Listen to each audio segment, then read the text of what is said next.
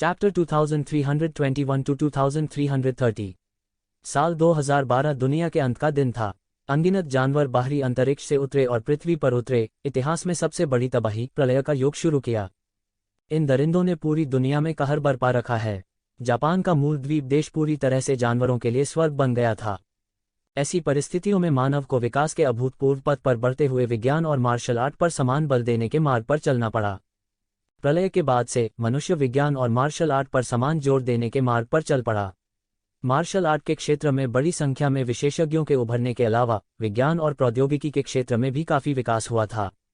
मानव ने दूसरे ग्रहों पर उपनिवेश बनाना शुरू किया।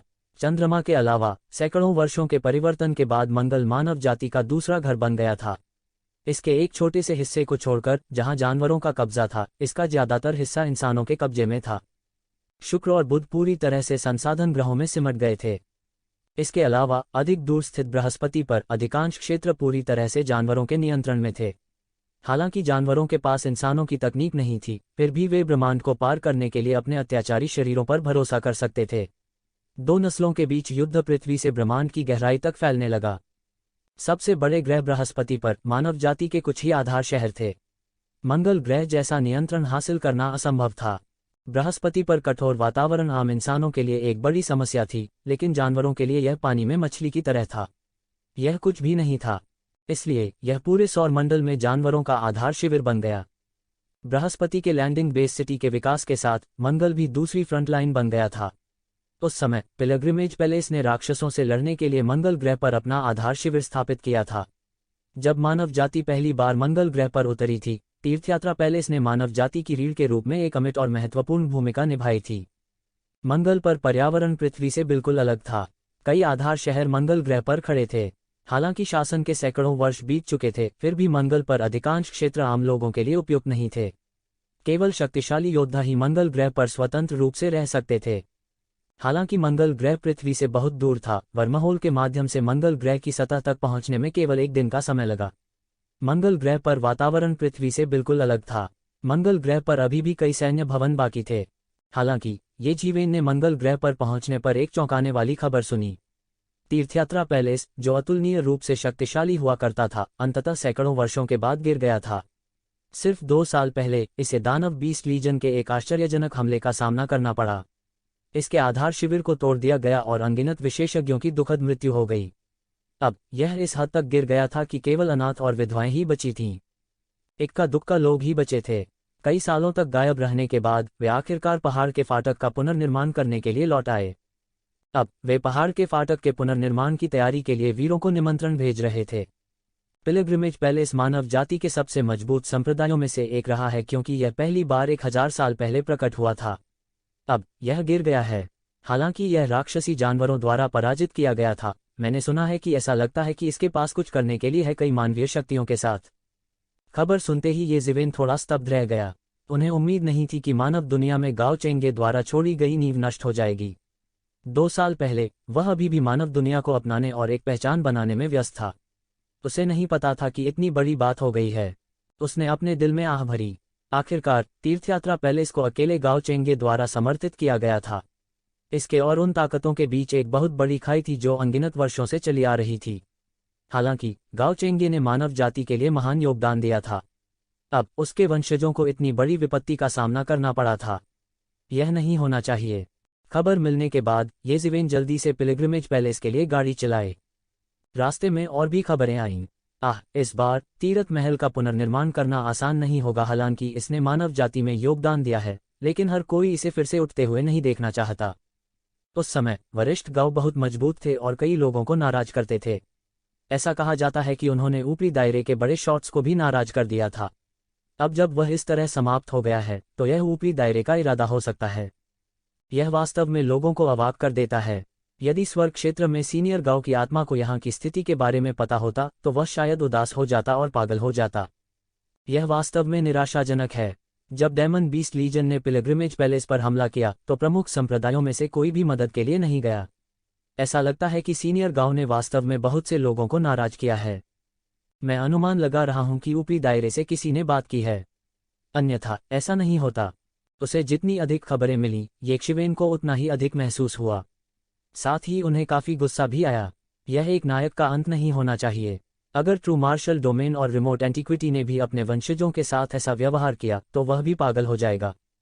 हालांकि फिर एक और खबर आई जिसने येज़िवेन को और भी हैरान और क्रोधित कर दिया।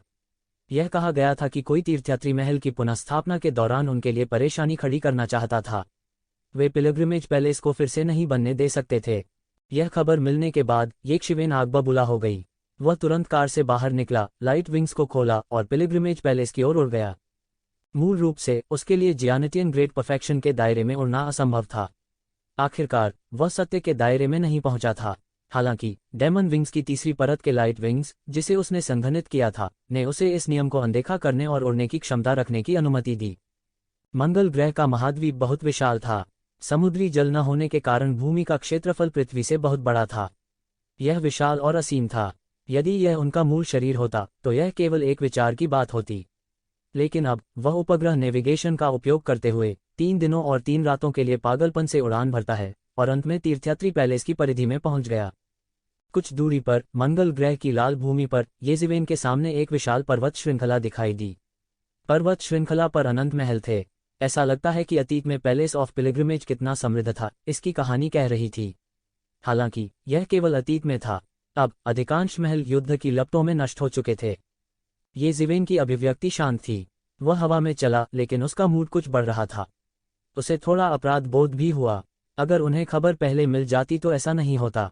उसका पूरा शरीर गड़गड़ाहट की आवाज के साथ आकाश में फैल गया, जिससे आकाश में एक बड़ी दरार आ गई।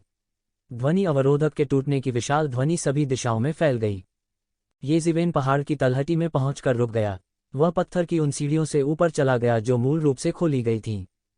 पूरी पत्थर की सीढ़ियां बहुत लंबी थीं। पूरे पत्थर की सीढ़ियों पर कई लोग ऐसे थे जो तीर्थयात्री महल की ओर भी दौड़ रहे थे। रास्ते में धब्बेदार काई थी और कुछ जगहों पर दरारें और टूट भी गई थीं। ऐसा प्रतीत होता है कि यहाँ एक आपदा हुई थी और वर्तमान तीर्थयात्रा पैलेस में इस अग्रभाग की मरम्मत करने की क्षमता नहीं थी। पिलग्रिमेज पैलेस किस हद तक गिर गया था, इसकी कल्पना करना मुश्किल नहीं था। यह अफसोस की बात है कि पहाड़ का गेट अभी भी वहां है, लेकिन लोग। येज़िवेन ने आह भरी। यहाँ तक अपनी वर्तमान खेती के साथ उन्हें आहें भरनी पड़ीं। संसार के परिवर्तन, जीवन और मृत्यु का चक्र एक अपरिहार्य नियति और नियम प्रतीत होते थे। हाँ, वरिष्ठ गांव ने हमारी मानव जाति के लिए महान योगदान दिया है, लेकिन अब वंशजों को एक आपदा का सामना करना पड़ा है। ऐसी ही एक आह सुनाई दी। उसने देखा कि पीछे से पूरे रास्ते एक लंबा और हट्टा-कट्टा आदमी उसका पीछा कर रहा है। येशिवेन ने अपनी खेती को देखा। वह वास्तव में सत्य के दायरे में पहुंच गया था। नश्वर दुनिया में इस तरह की खेती को सफल माना जाता था और निश्चित रूप से उसके पास काफी विशेषाधिकार हो सकते थे। हालांकि उनके कपड़े काफी साधारण थे और उनका चेहरा खराब था। वह एक राजकुमार की तरह नहीं दिखता था और एक सन्यासी प्रतीत होता था। येज़िवेन के मन में अचानक इस आदमी के प्रति सम्मान का एक नया स्तर आ गया था। हजारों कृषक थे, लेकिन जो हृदय के प्रलोभन का विरोध कर सकते थे और तपस्वी साधना का अभ्यास कर सकते थे, वे निस्संदेह बहुत दृढ़ थे। ऐसे लोग निश्चय ही महान व्यक्ति बनेंगे। मैं लियाओ लिरेन हूँ। क्या मैं जान सकता हूँ कि आपको कैसे संबोधित करना है, भाई? अधेड़ उम्र के व्यक्ति ने अपने हाथों को थपथपाया और पूछा। मेरा उपनाम ये है। येज़िवेन ने सीधे तौर पर अपनी खेती की सूचना नहीं दी, बल्कि केवल अपना उपनाम बताया। लियाओ लिरेन हैरान नहीं थे। जब कोई बाहर था तो सतर्क रहना सामान्य बात थी, इसलिए यह कोई बड़ी बात नहीं थी। अगर उसे येशिवेन की नज़रों में अच्छा नहीं लगता तो वह उससे बात करने के लिए हड़बड़ी में आगे नहीं बढ़ता। भाई, क्या आप भी इस बार मदद करने के लिए यहाँ हैं? लियाओ लिरेन ने कहा। वे लोग वास्तव में बहुत अधिक हैं। जब पवित्र महल पर दानव जानवर सेना द्वारा छापा मारा गया था तो कोई भी मदद के लिए सामने नहीं आया। कुनलुन सर्वश्रेष्ठ के रूप में जाना जाता है और शूशन को धर्मी मार्ग के अगुआ के रूप में जाना जाता है, लेकिन अंत में उन्होंने कुछ नहीं किया। यह वास्तव में निराशाजनक है। वे केवल पीछे हटना जानते हैं। पिछले कुछ वर्षों में येज़िवेन ने पिछले हजारों वर्षों की सभी प्रकार की जानकारी पहले ही पढ़ ली थी, इसलिए वह उन चीजों से अनभिज्ञ नहीं था जिनके बारे में वह बात कर रहा था। कुनलुन, शूशन, कोंगडोंग और अन्य संप्रदायों ने किसी कारण से खुद को दुनिया से छिपा लिया था। उन्होंने केवल लोगों को राक्षसों को मारने के लिए पहाड़ से नीचे भेजा जब मानव जाति सबसे गंभीर स्थिति में थी। जैसे ही युद्ध की स्थिति स्थिर हुई, वे एकांत की स्थिति में आ गए। समय के साथ कई लोगों को उनके अस्तित्व का पता भी नहीं चला। आजकल सबसे शक्तिशाली संप्रदाय प्रलय के बाद स्थापित हो गए थे। मुझे डर है कि यह सिर्फ इतना ही नहीं है। मैंने सुना है कि इस बार बहुत से लोग आने की योजना बना रहे हैं और जब हम नीचे हैं तो हमें मारेंगे और पवित्र महल को सुचारू रूप से स्थापित नहीं होने देंगे। ये ज़िवेन की भौहें तनी थीं और उसकी आंखों से रोशनी फूट पड़ी। हालांकि इस समय लियाओ लिरेन अपनी भावनाओं में डूबे हुए थे, इसलिए उन्होंने इस पर ध्यान नहीं दिया और कहना जारी रखा, हाँ, मैंने भी ऐसी अफवाहें सुनी हैं, इसलिए मैं विशेष रूप से मदद करने आया हूं। अगर कोई इस समय परेशानी पैदा करने की हिम्मत करता है तो मुझे दोष मत दो, लियाओ लिरेन, असभ्य होने के लिए। लियाओ लिरेन ने अपनी मुट्ठी बांध ली और कहा, वरिष्ठ गांव ने मानव जाति के लिए अपना सर्वश्रेष्ठ प्रदर्शन किया है। हालांकि वह अब ऊपर चढ़ चुका है, उसे इस तरह समाप्त नहीं होना चाहिए।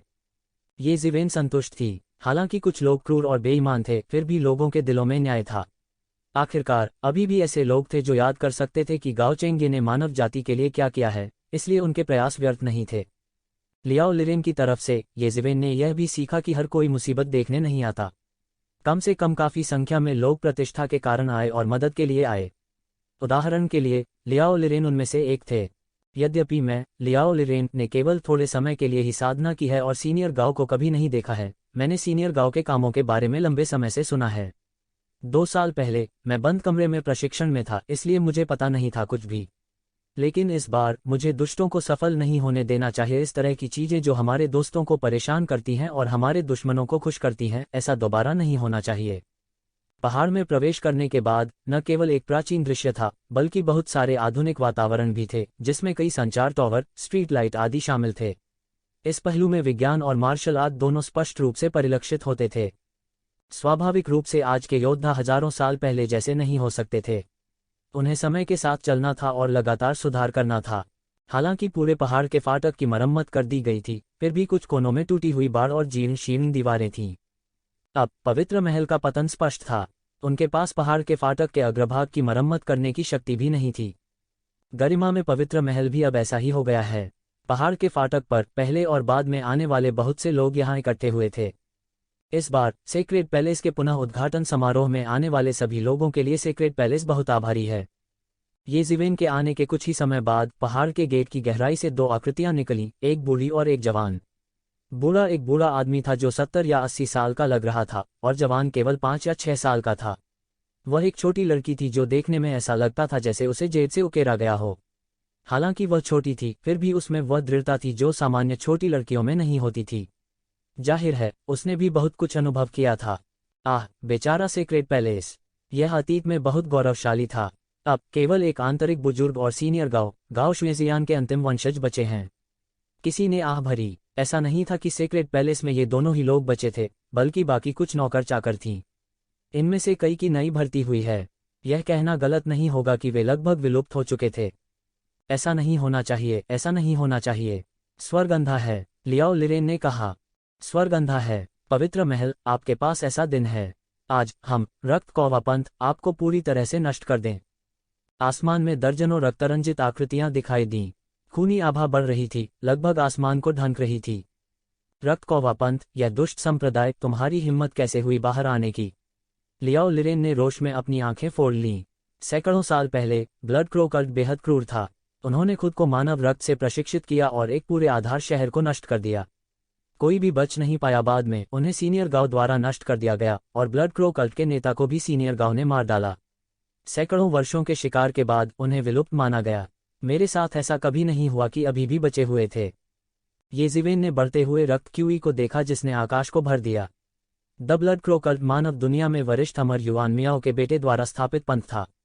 वह ठंड से सूंघा। मार्शल आर्ट की दुनिया में मार्शल ग्रेट संप्रदाय एक प्रतिष्ठित रूढ़िवादी संप्रदाय था। यह एक प्रतिष्ठित संप्रदाय था। उसके पास कोई मार्शल आर्ट नहीं था, फिर भी उसने कुछ अपरंपरागत मार्शल आर्ट सीखने का फैसला किया। संप्रदाय ली तियान द के लिए ली किंग ऑफ वी गॉड फॉर। सैकड़ों साल पहले होली पैलेस मुख्य बल था जिसने ब्लड क्रो कल्ट को आगे बढ़ाया। हम्फ, तुम बेकार कचरे का एक गुच्छा हो। तुम हमें रोकना चाहते हो, ब्लड क्रो कल्ट। क्या मजाक है। यहाँ तक कि स्वर्ग भी तुम्हारे पवित्र महल को नष्ट करना चाहता है। आज तुम्हारी मृत्यु का दिन है, ब्लड क्रो कल्ट के एक विशेषज्ञ ने कहा। इस बार ब्लड क्रो कल्ट पूरी ताकत से निकला है, यहाँ तक कि ब्लड क्रो आर्कबिशप को भी भेज दिया गया है। क्या मंगल पर स्थित संप्रदाय अंधे हैं? उन्होंने इतनी बड़ी मात्रा में खूनी आभा नहीं देखी। किसी ने दहाड़ा। पिछले कुछ वर्षों में ब्लड क्रो कल्ट एक गली का चूहा बन गया था जिससे हर कोई नफरत करता था। इतनी बड़ी संख्या में लोगों को भेजे जाने पर मंगल पर संप्रदायों की कोई प्रतिक्रिया कैसे नहीं हो सकती थी। यहाँ मौजूद कई लोग मदद के लिए मौजूद थे। वे मूर्ख नहीं थे, वे इसे बिल्कुल कैसे नोटिस नहीं कर सकते थे। मारो, आज मैं पवित्र महल के आखिरी खून को खत्म कर दूंगा। मैं उस बूढ़े आदमी को स्वर्ग के दायरे में रोने दूंगा। हा हा हा, रक्त कौवा आर्कबिशप बेतहाशा हंसा। उन्हें भी मार डालो। मार्शल आर्ट का अभ्यास करने के लिए अपने खून का प्रयोग करें। सैकड़ों साल पहले वह ब्लड क्रो कल्ट का एक निम्न स्तर का सदस्य था। गाओ चेंगे के सामने वह एक चींटी की तरह था। उनके जैसे लोगों का उल्लेख गाओ चेंगे के समान नहीं किया जा सकता है, जो महान प्रलय के दौरान बड़े हुए थे। उस समय वह केवल चूहे की तरह घबराकर भाग सकता था। अब वह यहाँ गाओ चेंगे के अंतिम वंश को समाप्त करने के लिए था। यह वास्तव में स्वर्ग का चक्र था। इसने हर बार काम किया। जैसे ही ब्लड क्रो आर्कबिशप ने आदेश दिया, रक्त के बादल से सैकड़ों आकृतियां बाहर निकलीं। ये सभी ब्लड क्रो कल्ट के अभिजात वर्ग थे। पिलग्रिमेज पैलेस की आखिरी रक्तरेखा को मिटाने के लिए वे पूरी ताकत से निकले थे। पहाड़ के द्वार पर कई आकृतियां आकाश में उड़ गईं। ब्लड क्रो कल्ट के कई विशेषज्ञ थे, लेकिन कई विशेषज्ञ ऐसे भी थे जो मदद के लिए आए। यद्यपि उनमें से अधिकांश व्यक्तिगत अभ्यासी थे, फिर भी उनमें से सैकड़ों थे। आखिरकार उनमें से अधिकांश क्रूर और बेईमान थे। एक पल के लिए ब्लड क्रो कल्ट के विशेषज्ञ आपस में लड़ रहे थे। उनमें से लगभग सभी सत्य क्षेत्र से ऊपर के विशेषज्ञ थे। पौराणिक क्षेत्र और ऋषि क्षेत्र के कुछ विशेषज्ञ भी थे। मिस, हमारे गठन को सक्रिय किया जा सकता है। आंतरिक बुजुर्ग ने आकाश में रक्त कौवा पंथ के अनगिनत विशेषज्ञों को देखा और दृढ़ दृष्टि से कहा। हाँ, गाओ ज़ुएक्सियन ने सिर हिलाया। पूर्वजों द्वारा छोड़ा गया गठन इस समय सक्रिय होना चाहिए। वह एक छोटी लड़की की तरह नहीं लग रही थी जो कि केवल कुछ साल की थी। शायद यह उन बड़े बदलावों के कारण था जो उसने अनुभव किए थे कि वह सामान्य लोगों की तुलना में बहुत तेजी से परिपक्व हुई। आज से पवित्र महल का मिशन भी समाप्त हो जाएगा। हालांकि इससे पहले कि आंतरिक बुजुर्ग कोई कदम उठा पाता, एक चौंकाने वाली स्वोट की अचानक पार हो गई। एक अद्वितीय दिव्य हथियार उत्पत्ति बादलों के माध्यम से छेदा और आकाश की ओर बह गया। ब्लड क्रो कल्ट का एक विशेषज्ञ चिल्लाया और व्यापक स्वोट की चपेट में आ गया। उसके पास हिलने का समय नहीं था और वह मौके पर ही खून की धुंध में बदल गया। उसकी हड्डियां भी नहीं बची थीं। सभी भयभीत थे। यह ब्लड क्रो कल्ट का एक विशेषज्ञ था जो सत्य क्षेत्र के चरम पर था। हालांकि वह तलवार के एक ही वार से मारा गया था। उससे लड़ रहा विशेषज्ञ भी दंग रह गया और उसे समझ नहीं आ रहा था कि क्या करे। उन्हें उम्मीद नहीं थी कि कोई अचानक मदद के लिए हाथ बढ़ाएगा। हालांकि यह सिर्फ शुरुआत थी। एक और तलवार का हमला हुआ और ब्लड क्रो कल्ट का एक और विशेषज्ञ मौके पर ही आधा कट गया। यह अत्यंत दयनीय था। सभी ने ये ज़िवेन को डरावनी दृष्टि से देखा और देखा कि वह एक युवक था जिसके हाथ में एक लंबी तलवार थी। लंबी तलवार को सरल और अलंकृत पैटर्न के साथ उकेरा गया था। इस समय एक अद्भुत प्रकाश फूट पड़ा। स्वोर्ड की झरने की तरह बह निकली और आकाश में फैल गई। यह जहां भी जाता आकाश दो हिस्सों में बन जाता। ब्लड क्रो कल्ट के विशेषज्ञ की मौके पर ही मौत हो गई। धिक्कार है, वह बहुत भयंकर है। लियाओ लिरेन ने उम्मीद नहीं की थी कि येक्षिवेन इतना भयंकर होगा। हालांकि उसने येक्षिवेन को नीचा नहीं देखा, वह सिर्फ एक जियानेटियन महानपूर्णता था। इस स्तर की लड़ाई में वह सिर्फ तोप का चारा था। यहां तक उनके जैसा सत्य क्षेत्र का विशेषज्ञ भी यहां बेकार था। एक जियानेटियन विशेषज्ञ की तो बात ही छोड़ दीजिए। हालांकि किसने सोचा होगा कि येक्षिवेन की ताकत उसकी उम्मीदों से कहीं ज्यादा थी। सबकी निगाहें पलट गईं। हर कोई देख सकता था कि यह जियानेटियन विशेषज्ञ इतना क्रूर क्यों था। यह सब उसके हाथ में प्राचीन तलवार के कारण था। सभी कानूनों को तोड़ने के लिए एक तलवार। इस समय यह विशद और विशद रूप से प्रदर्शित किया गया था। हालांकि इस तरह के भयंकर हमले के लिए क्यूई की खपत खगोलीय होनी चाहिए। एक जियानेटियन विशेषज्ञ इसका समर्थन कैसे कर सकता है? पिलग्रिमेज पैलेस के इंटरनल अफेयर्स एल्डर, जो फॉर्मेशन को तुरंत सक्रिय करने की योजना बना रहे थे, भी रुक गए। यदि यह व्यक्ति ब्लड क्रो कल्ट को रोक सकता है, तो अंतिम फॉर्मेशन को सक्रिय करने की कोई आवश्यकता नहीं होगी जिससे दोनों पक्षों को नुकसान होगा। ये ज़िवेन की मार्शल शक्ति के साथ, जब तक कि वह रिंग में ऊर्जा का उपयोग नहीं करता, स्वाभाविक रूप से इस तरह की शक्ति का विस्फोट करना असंभव था। वह अपने हाथ में देवदूत की तलवार पर भरोसा कर रहा था। इस बार उनके पास कई तुरुप के पत्ते थे। न केवल एंजल की तलवार, बल्कि दानव को बुलाने वाला बैनर भी, जिसे रिंग में सील कर वापस लाया गया था। यह सुनिश्चित कर सकता है कि वह मूर्ख था। हालांकि उनकी अपनी मार्शल शक्ति इस तरह के उपभोग का समर्थन नहीं कर सकती थी, फिर भी उनके स्टोरेज रिंग में एक आध्यात्मिक नस सील थी। इस स्तर की लड़ाई में उन्हें उपभोग की बिल्कुल भी चिंता नहीं करनी पड़ी। उसे केवल चिंता करने की आवश्यकता होगी जब वह दैवीय हथियार का उपयोग करेगा। बस कुछ दुष्ट राक्षस यह ठीक है अगर वे पहले भाग गए हों, लेकिन वे वास्तव में इस समय प्रकट होने का साहस करते हैं। वे वास्तव में मौत को दावत दे रहे हैं। ये ज़िवेन उपहास किए बिना नहीं रह सका। उसके हाथ में एंजल की तलवार फिर से निकली और ब्लड क्रो कल्ट के एक अन्य विशेषज्ञ को मार डाला। ये ज़िवेन का शरीर नहीं हिला और उसने आसानी से ब्लड क्रो कल्ट के विशेषज्ञ को मार डाला। ऐसी ताकत और तरीकों ने सबके रोंगटे खड़े कर दिए। उनमें दहशत का माहौल था। ऐसी ताकत बस अथाह थी। मारो, मारो इसे। आज हम पिलग्रिमेज पैलेस को खून से धोने जा रहे हैं। हमें कोई नहीं रोक सकता। एक ब्लड क्रो कल्ट विशेषज्ञ दहाड़ा। जैसे ही उन्होंने बोलना समाप्त किया, उनके पूरे सिर को तलवार की आभा से छेद दिया गया। इस स्तर की लड़ाई में येक्षिवेन की ताकत बस भारी थी। जरा भी डर नहीं था। तो ज़िवेन की ताकत थोड़ी कमजोर थी। हालांकि अपने दाव सत्यापन क्षेत्र के साथ वह बिना किसी दबाव के एंजल की तलवार का उपयोग कर सकता था। अगर वे उससे मुकाबला करना चाहते थे तो अभी भी एक लंबा रास्ता तय करना था। इस विशेषज्ञ की आत्मा ने उसके शरीर से छलांग लगा दी और भागना चाहती थी। हालांकि ये ज़िवेन उसे यह अवसर कैसे दे सकती थी। वह एक राक्षस देवता की तरह था। उसने अपनी तलवार से हमला किया और इस विशेषज्ञ को पूरी तरह से मार डाला। सब दंग रह गए। यह ब्लड क्रो कल्ट के पौराणिक क्षेत्र का गुरु था। यह कहा जा सकता है कि वह बिशप स्तर के अलावा ऋषि क्षेत्र के शिखर पर था। हालांकि इस तरह के एक अत्याचारी अस्तित्व को ये ज़िवेन की तलवार ने मार डाला था। वह दूसरी चाल भी नहीं झेल सका। ऐसा मंजर वाकई भयावह था। गर्जन। ब्लड क्रो कल्ट के ये विशेषज्ञ पूरी तरह से उग्र थे। जब उन्होंने अपने साथियों को एक के बाद एक येक्षिवन द्वारा मारे जा रहे देखा तो वे क्रोधित हो गए। ब्लड क्रो चर्च के ये विशेषज्ञ दहाड़े। उन्होंने अपने विरोधियों को छोड़ दिया और येक्षिवेन को घेर लिया। क्या हुआ? क्या आप परेशान हैं? ये ज़िवेन ने अपने मुंह के कोने को ऊपर उठाया और उसके चेहरे पर एक फीकी मुस्कान आ गई। ऐसा लग रहा था जैसे वह उनका उपहास कर रहा हो। तुम लोगों ने हर तरह के बुरे काम किए हैं। तुम्हें बहुत पहले मर जाना चाहिए था। ये ज़िवेन ने लंबी तलवार अपने हाथ में पकड़ रखी थी और स्थिर रही। वह एक दानव देवता की तरह लग रहा था क्योंकि उसकी तलवार खूनी हवा में लहरा रही थी। तुमने मेरे चर्च के इतने सारे विशेषज्ञों को मार डाला है। मुझे लगता है कि तुम जीने से थक गए हो। इस दुनिया में अब आपके लिए कोई जगह नहीं है। ब्लड क्रो चर्च का एक अतुलनीय शक्तिशाली विशेषज्ञ दहाड़ता है और अचानक येक्षिवेन की ओर झपटा। उसने अपने स्वयं के सिद्धांतों की निंदा की थी। वह एक ज्ञानी स्तर का विशेषज्ञ था। महान संत क्षेत्र पहले से ही आजकल मानव जाति का शिखर था।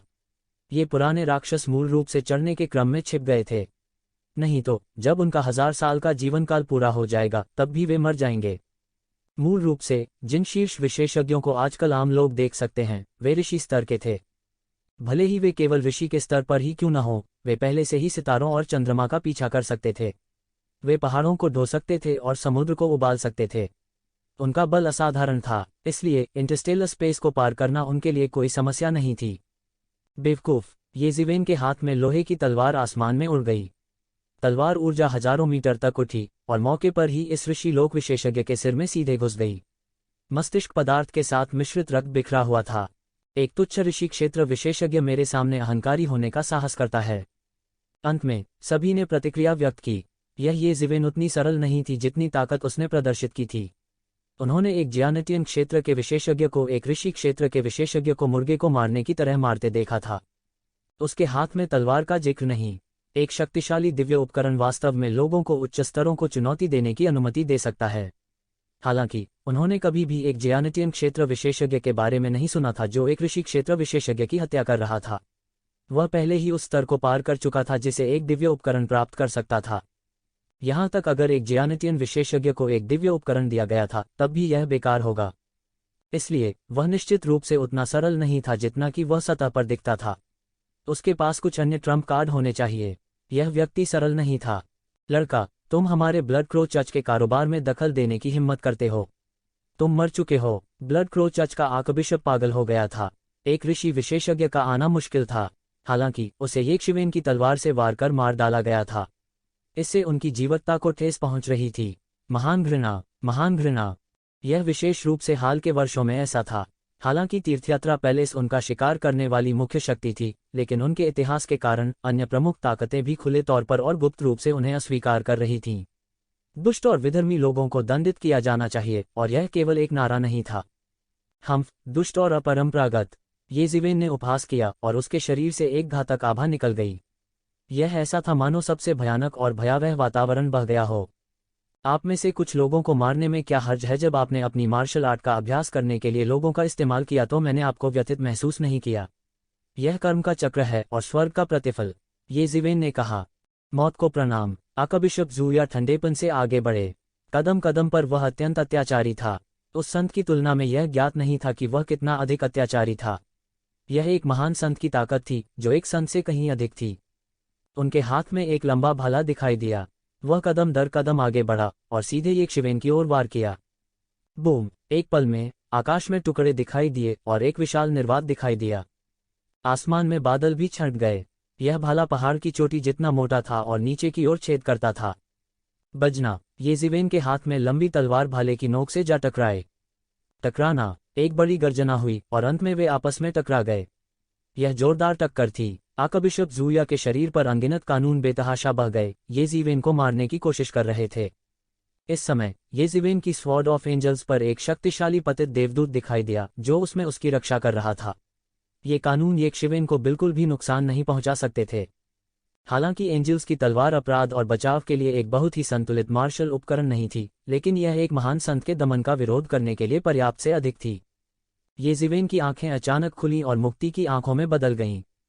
छुटकारे की अंतहीन शक्ति एक पहाड़ और एक दुनिया में मुड़ गई और यह आर्कबिशप ज़ूया की ओर भी दब गई। यह एक प्रकार की राजसी शक्ति थी जिसने तुरंत आर्कबिशप ज़ूया को डुबो दिया। इस समय आर्कबिशप ज़ूया ने बिल्कुल भी हार नहीं मानी। उसके सामने खूनी बादल दिखाई दिए। ये ज़िवेन की मुक्ति की शक्ति को बिना हार माने रोक दिया। ये ज़िवेन के वर्तमान कौशल के साथ स्वाभाविक रूप से मुक्ति की आंख को अपनी पूर्ण क्षमता तक पहुंचाना असंभव था। हालांकि ये ज़िवेन का इस महान संत के दायरे के प्रतिद्वंद्वी को खत्म करने के लिए मोचन की शक्ति पर भरोसा करने का इरादा नहीं था। उसके हाथ में देवदूत की तलवार लगातार खनखना रही थी और एक आश्चर्यजनक चमक छोड़ रही थी। दफन पृथ्वी तलवार। उसके हाथ में स्वर्गदूतों की तलवार आसमान में और बड़ी होती गई। जल्द ही एक विशाल पर्वत श्रृंखला की तरह यह आर्कबिशप ज़ूया की ओर नीचे गिर गया। बूम! इस विशाल शक्ति से आकाश भी चकनाचूर हो गया। संवेग भारी था और इसने हमले के बल को सीधे नीचे गिराने के लिए उधार लिया। द ब्लड क्रो आर्कबिशप भी असाधारण था। द ब्लड क्रो कल्ट की स्वाभाविक रूप से अपनी विरासत थी। आदरणीय अमर युआन मियाओ के बेटे को मार्शल आर्ट की खेती को छोड़ने और ब्लड क्रो कल्ट की मार्शल आर्ट चुनने में सक्षम होने के लिए कोई कल्पना कर सकता है कि वह एक साधारण व्यक्ति नहीं था। उसका लंबा भाला ऊपर चला गया। डांग! बड़ी गर्जना हुई। आर्कबिशप ज़ूया ने केवल महसूस किया कि उसका पूरा शरीर कांप रहा था और उसके शरीर में एक अजीब सी शक्ति दौड़ रही थी। उसने अपने दांत पीस लिए और बमुश्किल पकड़ पाया। उसने पहले ही देख लिया था कि एक शिवेन की शक्ति उसके हाथ में स्वर्गदूतों की तलवार से आई थी। एंजल्स की तलवार के बिना ये ज़िवेन एक महान संत को नहीं हरा सकता था, चाहे वह कितना भी स्वर्ग विरोधी क्यों न हो। उसे विश्वास नहीं हो रहा था कि एक शिवेन अपने कौशल के साथ लंबे समय तक टिके रह सकते हैं। इस तरह की खपत के साथ एक साधारण जन्मजात दायरे का मास्टर एक झटके का विरोध नहीं कर सकता था और सीधे सूखा और एक ममी में बदल जाएगा। स्वोश! अचानक ये ज़िवेन का फिगर अचानक गायब हो गया। केवल गड़गड़ाहट की आवाज़ सुनाई दे रही थी। ये ज़िवेन सीधे शून्य से गुजरे और सीधे आर्कबिशप ज़ूया के पीछे दिखाई दिए। फिर वह स्काई फ्लिपिंग सील में तब्दील हो गया और उसे मौके पर ही उड़ा दिया। स्काई फ्लिपिंग सील आकाश को उल्टा घुमाती हुई प्रतीत हो रही थी और यह सीधे नीचे दब गई। बूम! यह सीधे आर्कबिशप ज़ूया के सिर के पिछले हिस्से में लगा और वह मौके पर लड़खड़ा गया। आर्कबिशप ज़ूया के खून के रंग के बाल चारों ओर उड़ गए और उसका पूरा शरीर अस्त व्यस्त लग रहा था। वह बहुत शर्मिंदा दिखे। हालांकि ये ज़िवेन की स्काई फ्लिपिंग सील ने उन्हें गंभीर रूप से घायल नहीं किया, लेकिन इसने उन्हें शर्मिंदा भी किया। वह दहाड़ा, अपना मुंह खोला और खून से रंगी रोशनी की एक किरण निकली जो एक शिवेन की ओर फटी। गड़गड़ाहट! रक्त के रंग की प्रकाश की किरण ने आकाश में एक बड़ी दरार को चीर डाला और एक शिवेन की ओर फैल गई। हर कोई अलार्म में चिल्लाया। ऐसा लग रहा था कि एक शिवेन अगले ही पल मार दी जाएगी। स्विश! एक तेज गड़गड़ाहट के साथ ये ज़िवेन बस सीधे आसमान में गायब हो गई और हमले को बालों की चौड़ाई से चकमा दे रही थी। रक्तचाप आर्चबिशप भयभीत था। उसका बल बड़ा अत्याचारी था। यद्यपि वह सबसे अत्याचारी अस्तित्व नहीं था और यहाँ तक महान ऋषि दायरे में भी कुछ चालें थीं, वह पहले से ही एक वास्तविक महान ऋषि थे। हालांकि वह एक वास्तविक महान संत इस लानत आदमी के सामने कुछ नहीं कर सकते थे। इसके अलावा वह पूरी तरह से निष्क्रिय स्थिति में था। अगर वह सावधान नहीं होता तो वह सचमुच मर सकता था। यह सोचकर उसे अपने पूरे शरीर में एक ठंडक महसूस हुई। लानत है बच्चे, भाड़ में जाओ! वह दहाड़ा और एक विशाल रक्त कौवा में बदल गया जो एक पर्वत जितना विशाल था और आकाश में उड़ गया। ब्लड क्रो आर्कबिशप के शरीर से रक्त क्यूई का एक द्रव्यमान एक लहर की तरह निकला जिसने तुरंत पूरे शून्य को डुबो दिया। वो येकशिवेन को जबरदस्ती बाहर करना चाहता था। वह पूरी तरह से गुस्से में था और वह येकशिवेन को मारने के लिए हर तरह का इस्तेमाल करना चाहता था। स्विश! इसने येकशिवेन को बाहर जाने के लिए मजबूर नहीं किया। इसके बजाय एक तलवार बह गई और शून्य में बह गई। हालांकि जोर की चीख सुनाई दी। रक्त का विशाल समुद्र फट गया था और तलवार क्यूई सीधे रक्त कौवे के शरीर की ओर बह गई। इस विशाल रक्त कौवे के पंख मौके पर ही कट गए। सैकड़ों फीट ऊंचा खून छलक कर जमीन पर गिर पड़ा।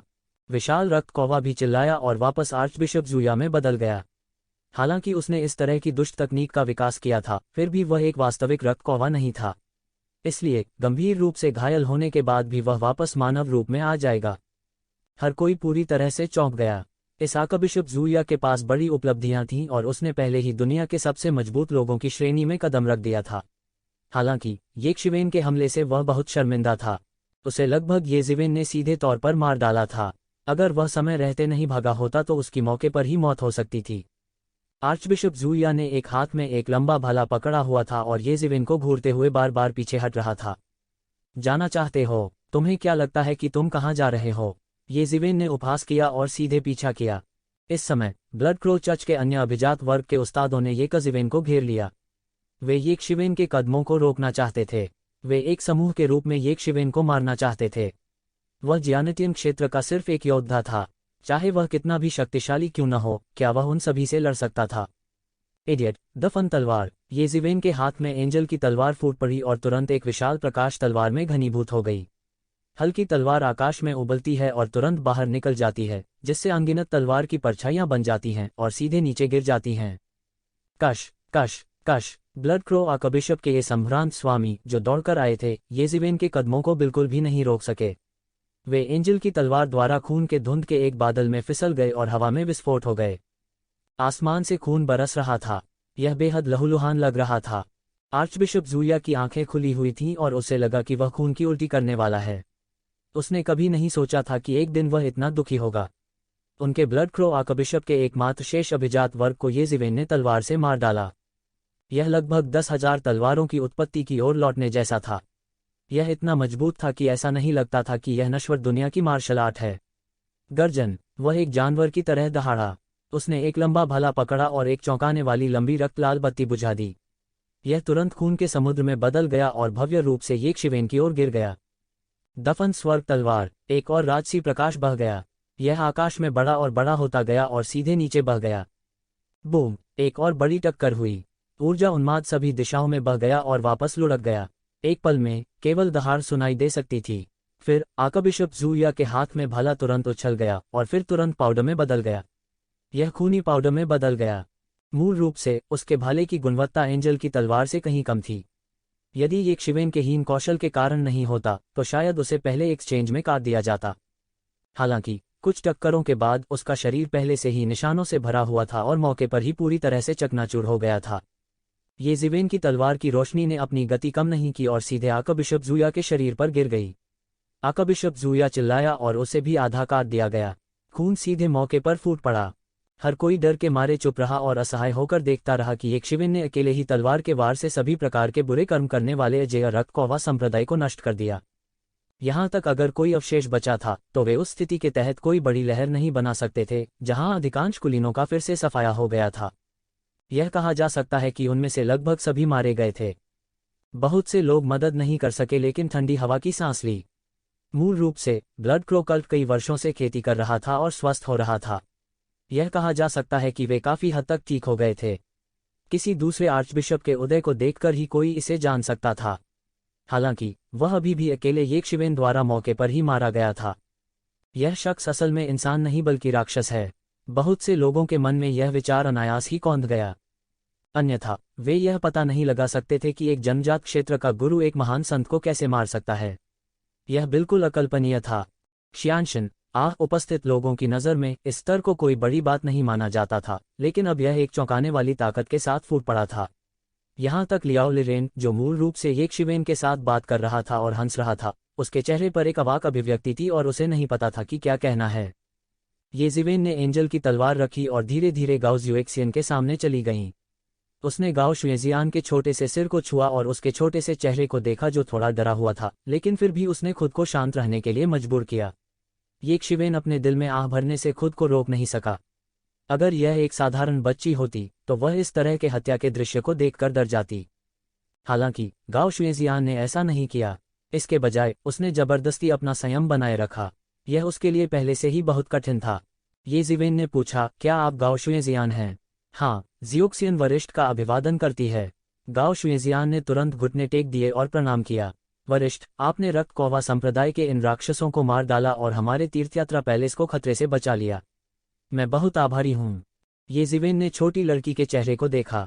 उसे इस उम्र में कुछ नहीं जानना चाहिए था। उसे एक लापरवाह जीवन जीना चाहिए था। हालांकि उसे बहुत कुछ जानने के लिए मजबूर किया गया था।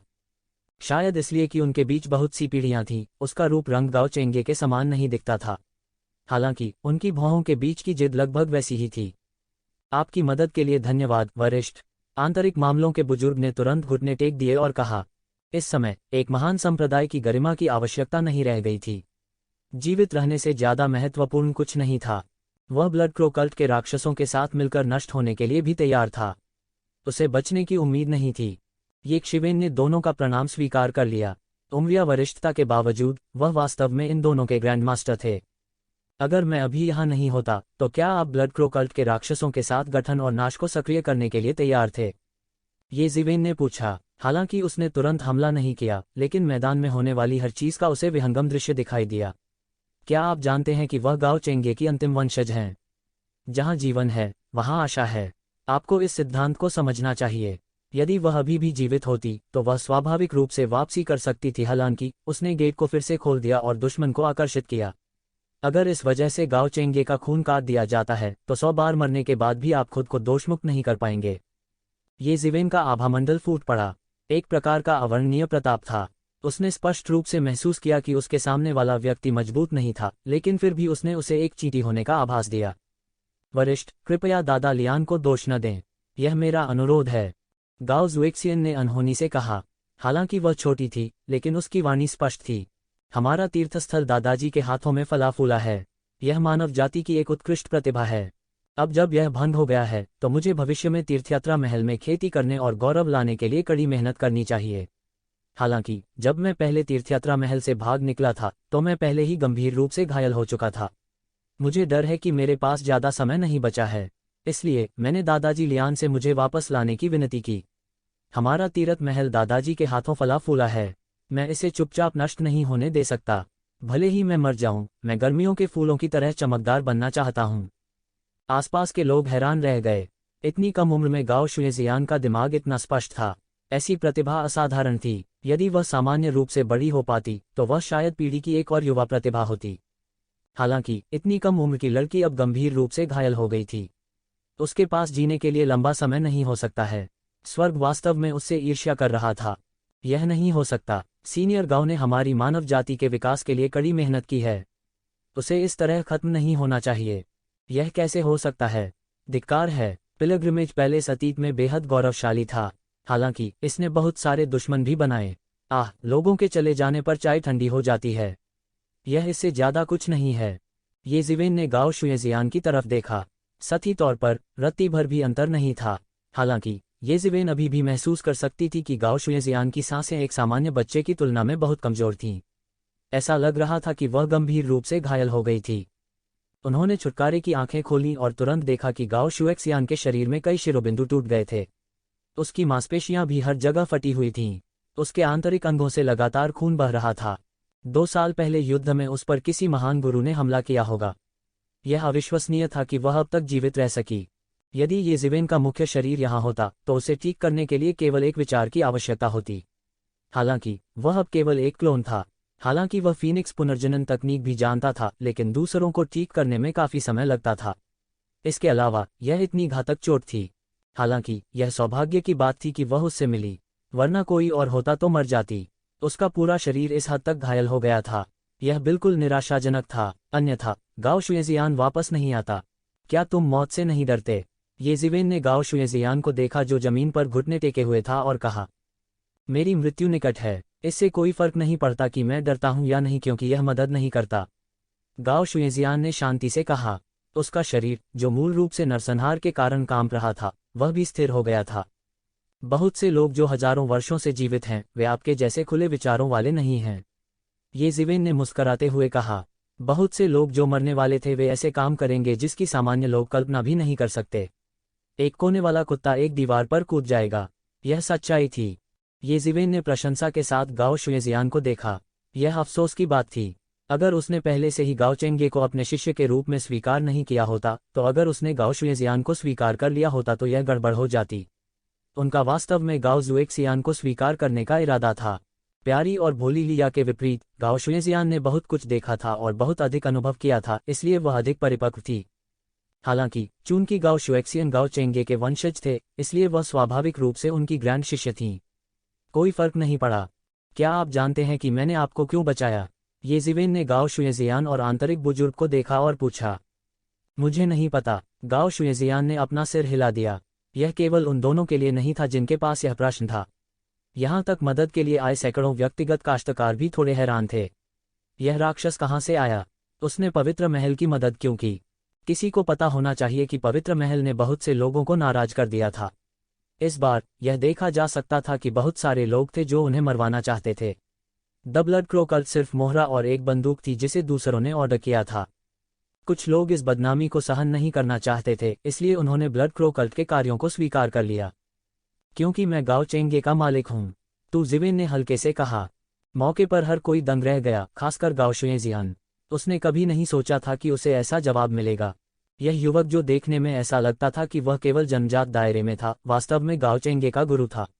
यह कैसे संभव हुआ? मौजूद सभी लोगों में भगदड़ मच गई। उन्हें विश्वास नहीं हो रहा था। पिछले सैकड़ों वर्षों में ऐसी कोई खबर नहीं आई थी कि गाओ चेंगे के पास ऐसा कोई गुरु था।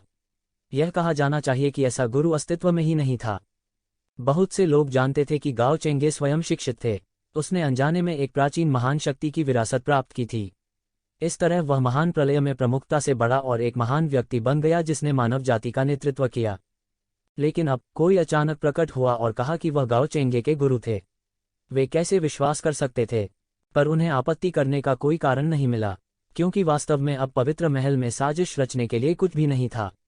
पवित्र महल को तोड़ दिया गया था और सभी प्रकार की चीजें दानव बीस्ट लीजन और बाद में आए लोगों द्वारा स्थिति का लाभ उठाने के लिए ले ली गई थीं। अब केवल 2 लोग बचे थे, एक बूढ़ा और एक जवान। साजिश करने के लिए कुछ भी नहीं था। गाओ चेंगे के गुरु होने का ढोंग करके उन्हें क्या लाभ मिल सकता था? मैं अब दुनिया के लिए घोषणा कर रहा हूं कि पवित्र महल का पुनर्निर्माण किया जाएगा। अगर कोई असंतोष है या पुराने हिसाब चुकता करना चाहते हैं तो बेझिझक आकर मुझे ढूंढो। ये ज़िवेन ने भीड़ पर नजर डाली और कहा। उसे विश्वास नहीं था कि ये सभी लोग मदद करने के लिए यहाँ थे। विभिन्न बलों के जासूस होने चाहिए उनमें से। आखिरकार पवित्र महल का पुनर्निर्माण एक बड़ी घटना थी। उनके लिए अनुत्तरदायी होना असंभव था। अगर वे व्यक्तिगत रूप से नहीं आते थे, तब भी वे किसी को देखने के लिए भेजते थे। इस महीने के भीतर यदि आप परेशानी पैदा करना चाहते हैं तो बेझिझक आइन में बहुत आभारी हूं कि हर कोई मदद के लिए आया। जाओ और पहले आराम करो। आज रात मैं व्यक्तिगत रूप से सभी का स्वागत करूंगा, ये ज़िवेन ने धीरे से कहा। फिर उसने गाओ शुएजियान और आंतरिक मामलों के एल्डर की ओर देखा और कहा, तुम दोनों मेरे साथ आओ। गाओ शुएजियान और आंतरिक मामलों के एल्डर ने एक दूसरे को देखा, फिर ये ज़िवेन के पीछे पहाड़ के गेट तक गए। जैसा कि सभी ने कहा, उनके पास प्लॉट करने के लिए कुछ भी नहीं था। यदि वह उन्हें हानि पहुंचाना चाहता था तो उसे ऐसा करने की आवश्यकता नहीं थी। वह इसे अनदेखा कर सकता था। मैं कल और अपडेट करूंगा। कल रात मेरे सिर में बहुत दर्द हुआ। आज मैं इसकी जांच करने गया था। कहा गया कि मुझे हाई ब्लड प्रेशर है। पहले मुझे अक्सर सिर दर्द और चक्कर आता था और इस वजह से मेरा पूरा शरीर कमजोर हो गया था। मेरा ब्लड प्रेशर 150 तक हाई था। कहा जाता था कि दिन रात उलट पलट कर ऐसा जीवन जीना शरीर के लिए बहुत तनावपूर्ण था। इसके अलावा मुझे कुछ आंतरिक चोटें आई हैं। मुझे भविष्य में अपने जीवन को नियमित करना चाहिए और अधिक व्यायाम करना चाहिए, अन्यथा मैं 30 वर्ष की आयु तक पहुंचने से पहले ही समाप्त हो जाऊंगा। हालांकि पहले मुझे नहीं लगा कि यह कोई बड़ी बात है। अगर मैं उत्तेजित नहीं होता तो मुझे चक्कर नहीं आते। हालांकि जब से मुझे पता चला कि मुझे उच्च रक्तचाप है, मेरे दिल में दबाव आसमान छू गया। मैं इस बारे में सोचता रहा कि मैं कब मरने वाला हूं। मुझे हर समय चक्कर आ रहा था। अंत में जल्दी सोएं और जल्दी उठें। मैं कल और अपडेट करूंगा। ये ज़िवेन ने बाहरी लोगों द्वारा उसकी पहचान की प्रामाणिकता का अनुमान लगाने की परवाह नहीं की, क्योंकि यह अनावश्यक था। हालांकि उसे गाओ शुएक्सियन और आंतरिक एल्डर को अपनी पहचान बतानी चाहिए। वे सीधे पहाड़ के फाटक की गहराई में चले गए। ये जिवेन ने अपनी दिव्य इंद्रियों के साथ चारों ओर छानबीन की और पुष्टि की कि आसपास कोई नहीं था। इसके बाद उन्होंने टोकन निकाला। गाओ शुएक्सियन अभी भी थोड़ा भ्रमित था, लेकिन आंतरिक बुजुर्ग अचानक उत्साहित हो गए क्योंकि उन्होंने इस टोकन को पहचान लिया था। यह संप्रदाय के प्रमुख का प्रतीक था। इसके अलावा यह संप्रदाय की पहली पीढ़ी के प्रमुख का प्रतीक था। गाओ चेंगे के आरोहण के समय इसे भी साथ ले जाया गया था। बाद में संप्रदाय की दूसरी पीढ़ी के प्रमुख ने गाओ चेंगे के प्रति अपना सम्मान दिखाने के लिए एक और टोकन बनाया। यह पहली पीढ़ी के मुखिया के टोकन से पहले ही अलग था। दूसरों की नकल की जा सकती थी, लेकिन इस टोकन की नकल नहीं की जा सकती थी क्योंकि गाओ चेंगे की दिव्य इंद्रियां अभी भी उस पर बची हुई थीं। वह तुरंत इसे भेद सकता था। उसने झटके से येक शिवेन को देखा। क्या वह वास्तव में गाओ चेंगे के गुरु थे? यह कैसे संभव हुआ? हर कोई जानता था कि गाओ चेंगे स्व सिखाया हुआ था। उनका कोई गुरु नहीं था। हालांकि प्रलय इतना अराजक था कि बहुत सारी ऐतिहासिक सामग्री खो गई थी। गाओ चेंगे के लिए गुरु होना असंभव नहीं था। सबसे खास बात यह थी कि मौजूदा तीरथ महल में प्लॉट करने के लिए कुछ भी नहीं था। गिने चुने लोग ही थे। सभी प्रकार की प्राचीन मार्शल आर्ट की गुप्त पुस्तकें बहुत पहले ही छीन ली गई थीं। कोई मूल्य नहीं रह गया था। यह हो सकता है। ये जिवेन ने टोकन हटा दिया और कहा, यह मुझे गाओ चेंगे द्वारा दिया गया था। उन्होंने मुझे पिलग्रिमेज पैलेस की देखभाल करने के लिए कहा। मुझे ऐसा होने की उम्मीद नहीं थी। जियो जियान मास्टर को सम्मान देता है। गाओ शुएक्सियन ने ज्यादा नहीं सोचा। उसने मौके पर ही दम तोड़ दिया। उठना, ये जिवेन ने कहा और गाओ ज्यूजियान को ऊपर उठने में मदद की। आपकी चोटें बहुत गंभीर हैं। मैं आपको थोड़े समय में ठीक नहीं कर सकता। हालांकि अगर आप मेरा अनुसरण करते हैं तो आप 3 से 5 साल में ठीक हो सकते हैं। गाओ शुएजियान और आंतरिक एल्डर पूरी तरह से स्तब्ध थे। यह ऐसा था जैसे उन्होंने सबसे अविश्वसनीय बात सुनी हो। वे पहले से ही निराश थे, विशेष रूप से गाओ शुएक्सियान। वह बमुश्किल अपनी चोटों को दबा रही थी। वह झूठ नहीं बोल रही थी जब उसने कहा कि उसके पास ज्यादा समय नहीं बचा है। हालांकि उनके सामने मास्टर के पास उसे ठीक करने का एक तरीका था। अगर उन्हें ठीक किया जा सकता है तो कौन मरना चाहेगा? वे स्वाभाविक रूप से मरना नहीं चाहते थे। मुझे पहले तुम्हारा इलाज करने दो और तुम्हारी चोटों को स्थिर करने दो। ये जिवेन ने अपना हाथ बढ़ाया और गाओ जुएजियान के माथे पर रख दिया। उन दोनों ने बेहोश होकर एक फीनिक्स के रोने की आवाज सुनी। फिर गाओ शुएजियान के शरीर में ऊर्जा की एक गर्म धारा प्रवाहित हुई। गाओ शुएजियान का शरीर गिरने के कगार पर था। हालांकि यह चमत्कारिक ढंग से ढहना बंद कर दिया।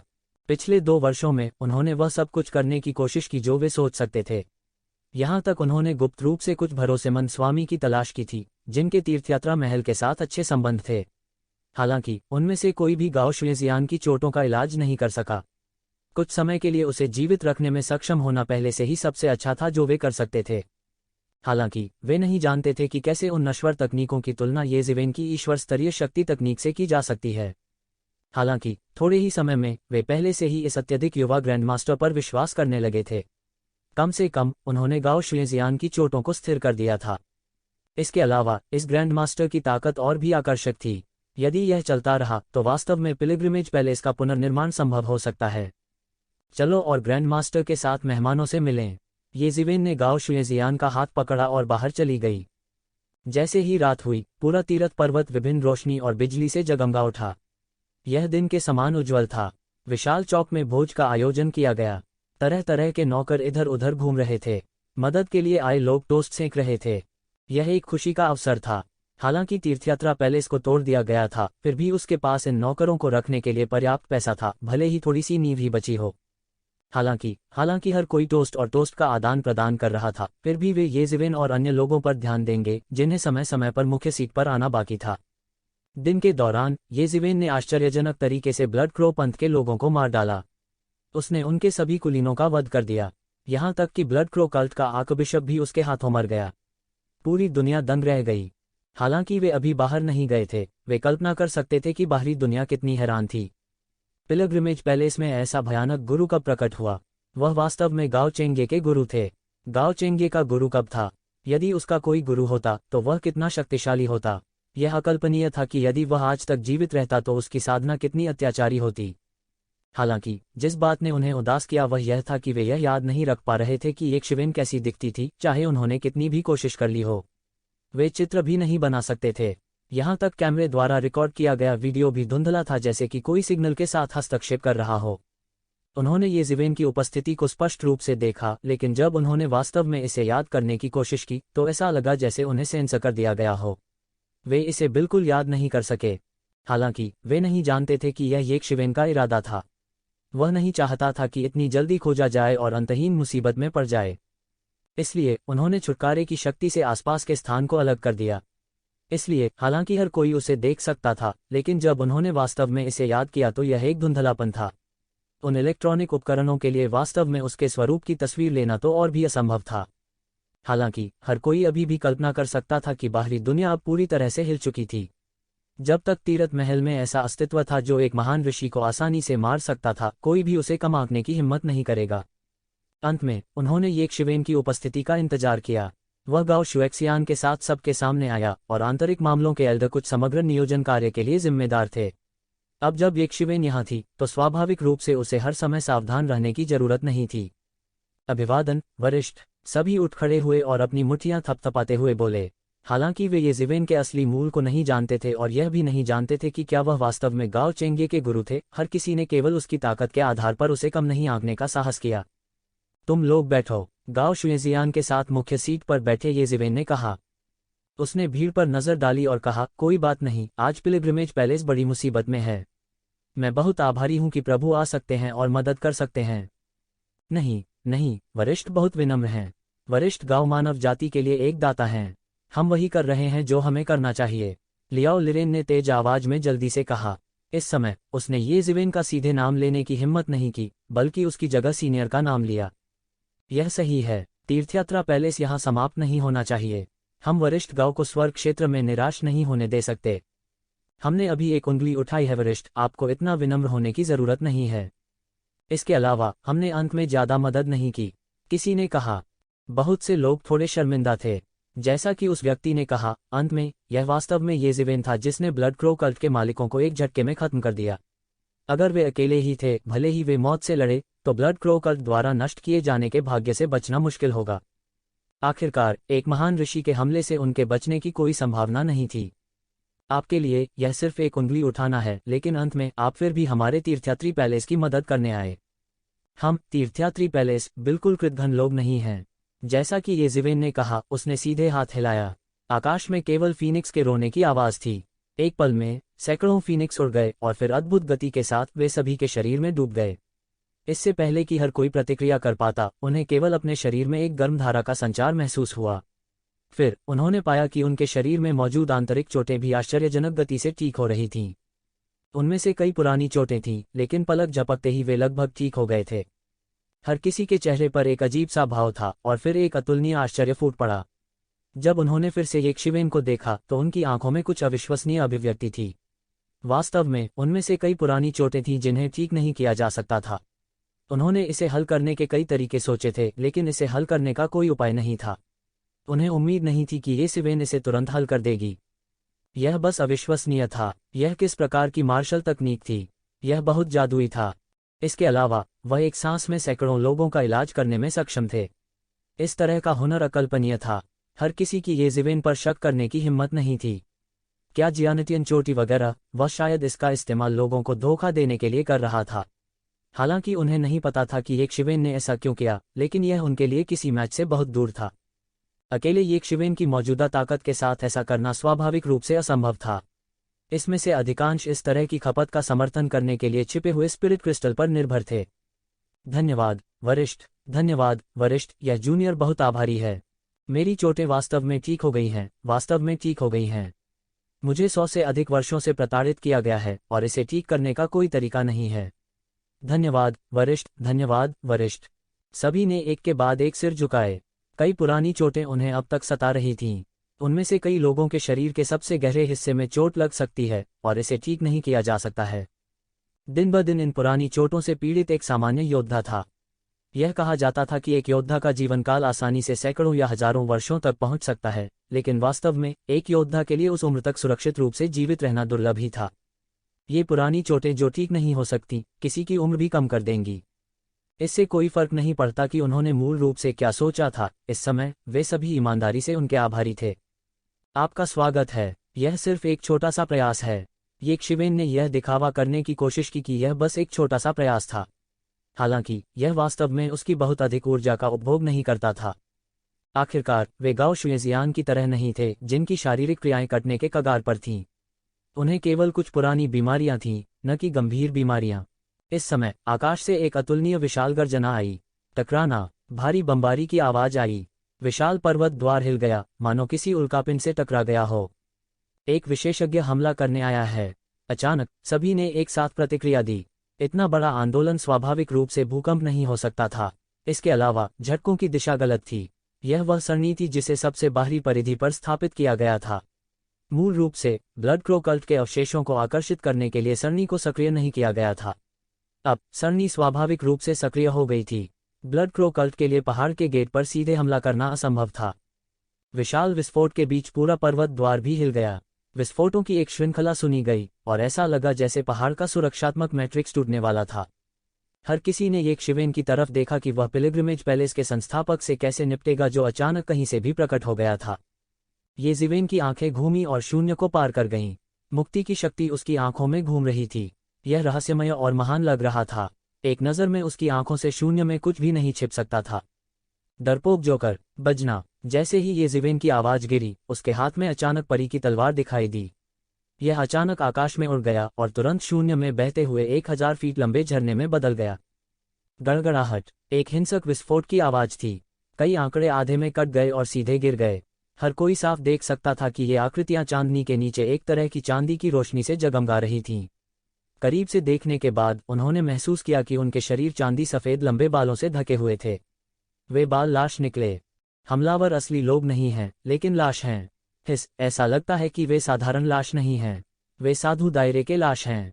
साधु दायरे के विशेषज्ञों के भौतिक शरीर पूर्णता के करीब हैं। यहाँ तक अगर वे युद्ध में मर जाते हैं तो लाश में बदलने की संभावना अधिक नहीं होती है। उन्हें ऋषि दायरे की इतनी लाश कहाँ से मिली? समाचार पहले ही फैल चुका है। वे स्पष्ट रूप से जानते हैं कि साधारण महान संत सीनियर ये के विरोधी नहीं हैं, लेकिन उन्होंने अभी भी ऋषि क्षेत्र के विशेषज्ञों को भेजा है। क्या यह सिर्फ एक परीक्षा है? हर कोई अपना उत्साह बनाए रखें। शायद हमें बाद में कार्रवाई करने की आवश्यकता होगी। लियाओ लिरेन चिल्लाया। उपस्थित सैकड़ों लोगों में से अधिकांश पौराणिक सच्चे विशेषज्ञ थे। हालांकि ऋषि क्षेत्र के अस्तित्व में कोई कमी नहीं थी। उनमें से अधिकांश ने अतीत में पिलग्रिमेज पैलेस का अनुग्रह प्राप्त किया था। कई लोग पहरे पर थे। ये जिवेन ने अपनी आंखें सिकोड़ लीं। उन्होंने पहले ही इसका पता लगा लिया था। ऐसा लग रहा था कि यह सिर्फ एक परीक्षा थी। एक परीक्षण के रूप में ऋषि दायरे की लाश का उपयोग करने का मतलब था कि आक्रमणकारी बहुत उदार थे। इसके अलावा ऐसा लग रहा था कि वे जीतने के लिए दृढ़ थे। हालांकि उन्होंने अभी भी खुद को कमाका। ये जिवेन ने परवाह नहीं की। उसने देवदूत की तलवार को हवा में उड़ने दिया और स्वचालित रूप से गश्त करने दिया, जैसे कि कोई शक्तिशाली देवदूत पहाड़ के द्वार की रखवाली कर रहा हो। घबराओ मत, यह सिर्फ जोकरों का एक समूह है, चलो खाना जारी रखते हैं। ये जिवेन ने मुस्कराते हुए कहा। गाओ शुएजियान वह थे जिन्होंने सबसे अधिक सम्मान दिखाया। वह सबसे पहले धीरे धीरे उसके सामने खाना खा रही थी। यह देखकर कि गाओ शुएजियान वही कर रहा था, बाकी लोगों ने धीरे धीरे आराम किया। आखिरकार प्रभारी 2 लोगों ने परवाह नहीं की, तो वे परवाह क्यों करेंगे? थोड़ी देर बाद शून्य में एक और व्यक्ति दिखाई दिया। हालांकि इससे पहले कि वह कोई चाल चल पाता, वह एंजल तलवार से कट गया और टुकड़ों में बदल गया। किसी ने ऊपर देखा और तुरंत सदमे में चिल्लाया। यह एक प्राचीन कठपुतली है। ये कठपुतलियां आधुनिक मेचा से भिन्न हैं। वे प्राचीन काश्तकारों द्वारा बनाई गई थीं और अत्यंत शक्तिशाली हैं। हालांकि वे आजकल बहुत कम दिखाई देती हैं और मैंने कभी किसी को बड़े पैमाने पर उनका उपयोग करते हुए नहीं सुना। वे वास्तव में पानी का परीक्षण करने के लिए इस्तेमाल किया जा रहा है। कितना खर्चीला है। यह स्पष्ट है कि वे एक ही समूह से नहीं हैं। यह वास्तव में तूफान से पहले की शांति है। बहुत से लोग घबराहट महसूस करने लगे। सभी ने महसूस किया कि वे जिन विरोधियों का सामना करेंगे वे उतने सरल नहीं होंगे जितना उन्होंने सोचा था। हालांकि वरिष्ठ की प्राचीन तलवार भी सरल नहीं है। मुझे डर है कि यह आरोही विशेषज्ञों द्वारा उपयोग किए जाने वाले दैवीय उपकरणों से अधिक है। अन्यथा यह एक छोटे से टूल स्पिरिट के साथ एक ऋषि विशेषज्ञ को एक पल में मारने में सक्षम नहीं होगा जिसे जगाया गया है। हाँ, हाथ में ऐसा दैवीय उपकरण लेकर इससे कोई फर्क नहीं पड़ता कि कितने ऋषि विशेषज्ञ आते हैं। यहाँ तक बड़े बड़े संतों के लिए भी सकुशल बचना मुश्किल होगा। अगर वे इसका मुकाबला करने का कोई तरीका नहीं सोच सकते हैं तो मुझे डर है कि वे आज केवल पानी का परीक्षण करने तक ही सीमित रहेंगे। यह जरूरी नहीं कि सच हो। शायद वास्तव में कोई है जो आपकी प्राचीन तलवार के खिलाफ लड़ने के लिए एक प्राचीन जादुई कलाकृति ला सकता है। आपको पता होना चाहिए कि सुदूर अतीत में पृथ्वी के पास एक बार बहुत शक्तिशाली विरासत थी। किंवदंतियों में कई देवता भी थे। प्राचीन कथाओं में सभी मिथक नकली नहीं हैं। सुदूर अतीत के कई प्राचीन दैवीय उपकरण भी बचे हैं। उद्धरण चिन्ह। हाँ, माउंट शू की बैंगनी और हरी जुड़वां तलवारें, वुडान की ताइची तलवार और कुनलुन संप्रदाय में अनगिनत दिव्य उपकरण हैं। यहाँ तक पिलग्रिमेज पैलेस में भी एक प्राचीन दिव्य उपकरण हुआ करता था। लेकिन अगर ऐसा है तो मुझे डर है कि वे तब तक आराम नहीं करेंगे जब तक उनमें से एक मर नहीं जाता। धिक्कार है, क्या वे पिलग्रिमेज पैलेस के आखिरी खून को जाने देने को तैयार नहीं हैं? क्या उनके पास चेहरा है? अगर वे इतने निर्दयी हैं तो खुद को एक प्रसिद्ध संप्रदाय कहते हैं। वे सभी मर्यादा को खोने का जोखिम नहीं उठा सकते, इसलिए उन्होंने दिखाने की हिम्मत नहीं की। वे अभी पानी का परीक्षण कर रहे हैं। हालांकि देवदूत की तलवार की शक्ति केवल दिखावे के लिए नहीं थी। इसने उत्तराधिकार में एक ऋषि विशेषज्ञ की हत्या की थी, इसलिए इसने सभी को बहुत आत्मविश्वास दिया। अन्यथा मैट्रिक्स भी दूसरों द्वारा तोड़ दिया गया होता। इसके बाद कई और परीक्षण हुए। यहाँ तक सबसे शक्तिशाली सैन्य तंत्र भी परीक्षण के रैंकों में दिखाई दिया। बेशक इसका मतलब यह नहीं था कि सेना का मेचा सामने आ गया था। सरकार की सेना घेराव और दमन में दिखाई दी थी। यह सिर्फ इतना था कि बड़ी ताकतों के पास हर जगह आंखें और कान थे। यह आश्चर्य की बात नहीं थी कि सेना अभी भी मेचा के साथ प्रयोग कर रही थी। उनके अपने शोध संस्थान भी थे। उनके द्वारा बनाए गए मेचा सेना के तकनीकी स्तर से कमतर नहीं थे। हालांकि अंत में वे एंजल की तलवार के बचाव को तोड़ नहीं सके। वे तुरंत नष्ट हो गए। ये शिवेन का इरादा कुछ लोगों को जिंदा पकड़ने का भी नहीं था। उसने उन सब का सिर कलम कर दिया। जी भरकर खाने पीने के बाद येजिवेन ने आखिरकार अपना मुंह खोला और स्पष्ट स्वर में कहा, मैं इतने लंबे समय से देख रहा हूं। आपके पास जो भी साधन है बस उसका उपयोग करें। इस तरह का परीक्षण मेरे लिए अर्थहीन है। उद्धरण चिन्ह। येजिवेन के शब्द लाउडस्पीकर की तरह आगे और आगे फैल गए। उनकी आवाज हजारों मील तक पहुंच चुकी थी। येजिवेन के शरीर की असली चिभी खाली हो गई थी। इस बार उसने अपनी शक्ति का उपयोग किया, लेकिन एक पल में वह फीनिक्स पुनर्जनन तकनीक से लगभग ठीक हो गया। उसने महसूस किया कि अकेले जियानेटियन क्षेत्र पर्याप्त नहीं था। उसे अपनी साधना में सुधार करना चाहिए और सत्य के क्षेत्र में आगे बढ़ना चाहिए।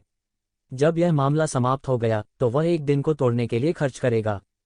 अगर लोगों को इस बारे में पता चलता तो वे खून की उल्टी करने के लिए उदास हो जाते। सामान्य लोगों के लिए जियानेटियन क्षेत्र से सत्य के क्षेत्र में प्रवेश करना नरक के द्वार से गुजरने जैसा था। सत्य का क्षेत्र अपनी स्वयं की जादुई शक्ति उत्पन्न करने लगा। सत्य के क्षेत्र में कई अनुचित चीजें की जा सकती हैं। यह बहुत मुश्किल था। बहुत से लोग अपने पूरे जीवन के लिए जियानेटियन दायरे में फंस गए थे और वहां से नहीं निकल सके। ये शिवेन ने तोड़ने के लिए एक दिन बिताया। यह कैसे लोगों को पागल नहीं बना सकता था। टकराना। शून्य में एक हिंसक उतार चढ़ाव था और एक विशाल जबरदस्ती उठी और सीधे पूरे पर्वत द्वार पर बमबारी की। कोई हम पर एक प्राचीन यंत्र से बमबारी कर रहा है। पूरा पहाड़ का फाटक हिल रहा था और हर कोई जमीन पर हिल गया था। हर कोई चौंक गया और वे सभी इस कंपन की शक्ति का विरोध करने के लिए अपने सच्चे सार को जारी करते हुए हवा में उड़ गए। एक भयानक शक्ति एक विशाल महासागर की तरह उमड़ पड़ी और सीधे पूरी दुनिया में फैल गई। यदि देवदूत की तलवार की सुरक्षा के लिए नहीं तो पूरा पर्वत द्वार राख में बदल गया होता। एक बड़ी विपदा से गुजरने के बाद बहुत सी सरणियां नहीं बची थीं, अन्यथा इसे तोड़ना इतना आसान नहीं होता। प्रकाश की अनगिनत किरणें 9 आकाशों से गिरती मिल्की वे की तरह शून्य में उभरीं। दिव्य प्रकाश हर जगह फैल गया और आकाश एक शक्तिशाली शक्ति द्वारा पका हुआ लग रहा था। अनगिनत गहरी नीली लपटें चिंगारी में बदलकर नीचे गिर पड़ीं। हे भगवान, यह क्या है? क्या वह पवित्र महल का वाटर मून रिंग नहीं है? किसी ने अचानक उस प्राचीन उपकरण को पहचान लिया जो पहाड़ के गेट पर हमला कर रहा था। एक अतुलनीय रूप से विशाल चांदी की अंगूठी आकाश में बड़ी और बड़ी होती जा रही थी। यह कई नीली लपटें उगल रहा था। हाँ, यह वाटर मून रिंग है। वाटर मून रिंग को घूरते हुए गाओ शुएजियान का छोटा सा चेहरा कस गया। वह वाटर मून रिंग है जो मेरे दादाजी ने छोड़ी थी। हालांकि यह 2 साल पहले खो गई थी। येजिवेन ने आकाश की ओर देखा और वाटर मून रिंग को देखा जो लगातार अपनी शक्ति का प्रदर्शन कर रही थी। यह गाओ चेंगे का वाद्य यंत्र निकला। यह उपकरण हुआन उपकरण के स्तर तक पहुंच गया था। कोई आश्चर्य नहीं कि उसमें इतनी शक्ति थी। हालांकि वाटर मून रिंग की असली शक्ति को प्रदर्शित करना असंभव था जब ग्रेट सेज विशेषज्ञों का एक समूह या वे लोग जो ग्रेट सेज दायरे तक नहीं पहुंचे थे इसे नियंत्रित कर रहे थे। चूंकि यह हमारा है तो हमें इसे वापस लेना चाहिए। येजिवेन ने अपना हाथ हिलाया और एंजल की तलवार उसके हाथ में आ गई। वह पूरे रास्ते उड़ गया और कहा, जब से तुम यहाँ हो तो बाहर आओ और मुझसे मिलो। मैं सिर्फ इतना पूछना चाहता हूँ, क्या तुम पवित्र महल से इतनी नफरत करते हो? क्या तुम्हें इतना निर्मम होना चाहिए? समय गुजर जाता है, पवित्र महल लंबे समय से अपने अस्तित्व का अर्थ खो चुका है। आप इसे नहीं रख सकते। तुम इतनी मेहनत से इसे क्यों खोज रहे हो? एक नीची और उदास आवाज आई। यह कहाँ से आया किसी को पता नहीं था। दूर से भयानक उतार चढ़ाव आ रहे थे। क्या तुम बाहर आने और मुझसे यह कहने की हिम्मत करते हो? येज़िवेन ने अपनी आंखों में एक अतुलनीय दृढ़ता के साथ शून्य को देखा। तुम बहुत डरपोक हो। क्या तुम्हें लगता है कि तुम मुझसे इस बारे में बात करने के योग्य हो? हम्फ जूनियर, यह मत सोचो कि तुम इतने महान हो। अपनी साधना के साथ तुम गाओ चेंगे के गुरु होने का ढोंग करने की हिम्मत करते हो। यह हास्यास्पद है। अचानक शून्य में 7 आकृतियां प्रकट हुईं। वे 7 अजीब आकार के बूढ़े थे। वे साधारण परिधान में थे। उनके शरीर शक्तिशाली आभा से फट रहे थे। जिया किंगशान के 7 डेविल्स। यह वे हैं। मुझे उम्मीद नहीं थी कि वाटर मून रिंग उनके हाथों में आ जाएगी। अजीब मिजाज के हैं ये 7 लोग। वहीं इनकी खेती ताकतवर होती है। जिया किंगशान के 7 डेविल्स में सबसे बड़े के पास एक महान संत की साधना है। अन्य 6 में भी सेज रियलम पीक की खेती है। आपको पवित्र महल से क्या शिकायत है? तू जिविन ने पूछा। मैंने सुना है कि गाओ चेंगे प्राचीन अभ्यासियों की विरासत को पीछे छोड़ गए हैं। मेरे भाई और मैं इतनी मेहनत से साधना कर रहे हैं कि हम एक दिन स्वर्ग के क्षेत्र में आरोहण कर सकते हैं। मुझे लगता है कि अगर गाओ चेंगे यहाँ होते तो वे असहमत नहीं होते। क्या वह अत्यंत धर्मी और व्यापक विचारों वाले होने के लिए नहीं जाना जाता है? जब तक हम विरासत को देखेंगे हम तुरंत पीछे हट जाएंगे और कभी नहीं रहेंगे। तुम क्या सोचते हो? जिया किंगशान के 7 डेविल्स ने कहा। दादाजी द्वारा सीखे गए प्राचीन अभ्यासियों की विरासत को लंबे समय से पवित्र महल की विरासत में बदल दिया गया है। अब मार्शल आर्ट की किताबें पहले ही खाली हो चुकी हैं। कोई कैसे बचा रह सकता है? गाओ शुएजियान का चेहरा लाल हो गया था क्योंकि उसने बचपन में कहा था, हमें इसकी परवाह नहीं है। जिया किंगशान के 7 डेविल्स के बॉस ने सीधे अपना हाथ हिलाया और कहा, तुम हमें इस तरह की चाल से धोखा देना चाहते हो? अगर हम इसे आज नहीं पा सके तो हम यूं ही नहीं चले जाएंगे। क्या आपको लगता है कि आप जा सकते हैं?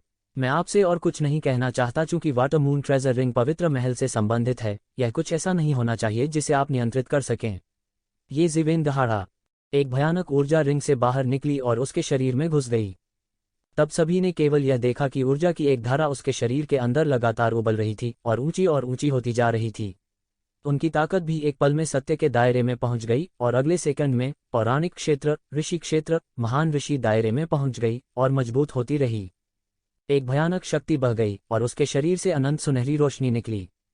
यह एक प्रकार की अनुपम शक्ति थी। पल भर में ही बिजली ने पूरी जगह को दबोच लिया। मूल रूप से अभिमानी जिया किंगशान के 7 डेविल्स को तुरंत डरा दिया गया था। यह एक प्रकार का सर्वोच्च प्रताप था जिसने लोगों को झकझोर कर रख दिया। ये जिवेन की आंखों में छुटकारे की शक्ति चमक रही थी। रिंग में शक्ति का एक हिस्सा पूरी तरह से उनके द्वारा नियंत्रित किया जाता था। ग्रेट सेज पीक, न ज्यादा और न कम।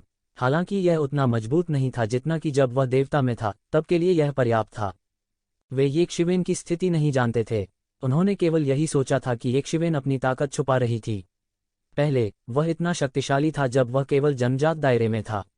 अब जब वह ग्रेट सेज चोटी पर वापस आ गया था तो वह नश्वर दुनिया की सबसे मजबूत शक्ति थी।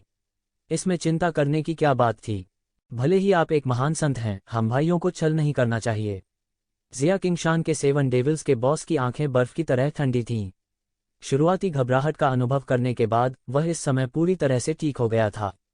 जिया किंगशान के बाकी 7 डेविल्स ने भी उसकी बातें सुनने के बाद एक प्रतिक्रिया व्यक्त की। हाँ, इसमें डरने की क्या बात है? उन्होंने अतीत में कई महान संतों के साथ व्यवहार किया था। तो क्या हुआ? वे ऋषि लोक के शिखर पर भी लोग थे। मानव जगत में उन्हें प्रथम श्रेणी का माना जा सकता है। स्वाभाविक रूप से वे जल्दी से शांत हो गए। हालांकि मुझे नहीं पता कि तुम कहाँ से हो, फिर भी तुम गाओ चेंगे के गुरु होने का नाटक करना चाहते हो। तुम अभी भी इससे बहुत दूर हो। तो क्या हुआ अगर तुम सच में उसके मालिक हो? गाओ चेंगे पहले ही ऊपर उठ चुके हैं, तुम्हारी तो बात ही छोड़िए। आप पहले से ही इतने बूढ़े हो चुके हैं। यह अब आपका युग नहीं है। चूंकि हम आज यहाँ हैं, हम खाली हाथ नहीं जा सकते। यह हमारे स्वर्गारोहण के महान कारण से संबंधित है। हम किसी की भी जान ले लेंगे जो हमें रोकने की हिम्मत करेगा। ये जिया किंगशान के 7 फ्रीक्स उसी समय बात कर रहे थे। वे अधिक से अधिक अहंकारी होते जा रहे थे और वे अंतहीन हत्या के इरादे से भरे हुए थे। हर कोई बता सकता था कि वे इस बार तैयार होकर आए थे। उनमें से 7 कम से कम साधु क्षेत्र के शिखर पर थे। उनमें से कुछ के पास महान ऋषि क्षेत्र के विशेषज्ञों की भयानक हत्या का इरादा भी था। अतः उन्होंने पूरे पर्वत द्वार को ढक दिया था।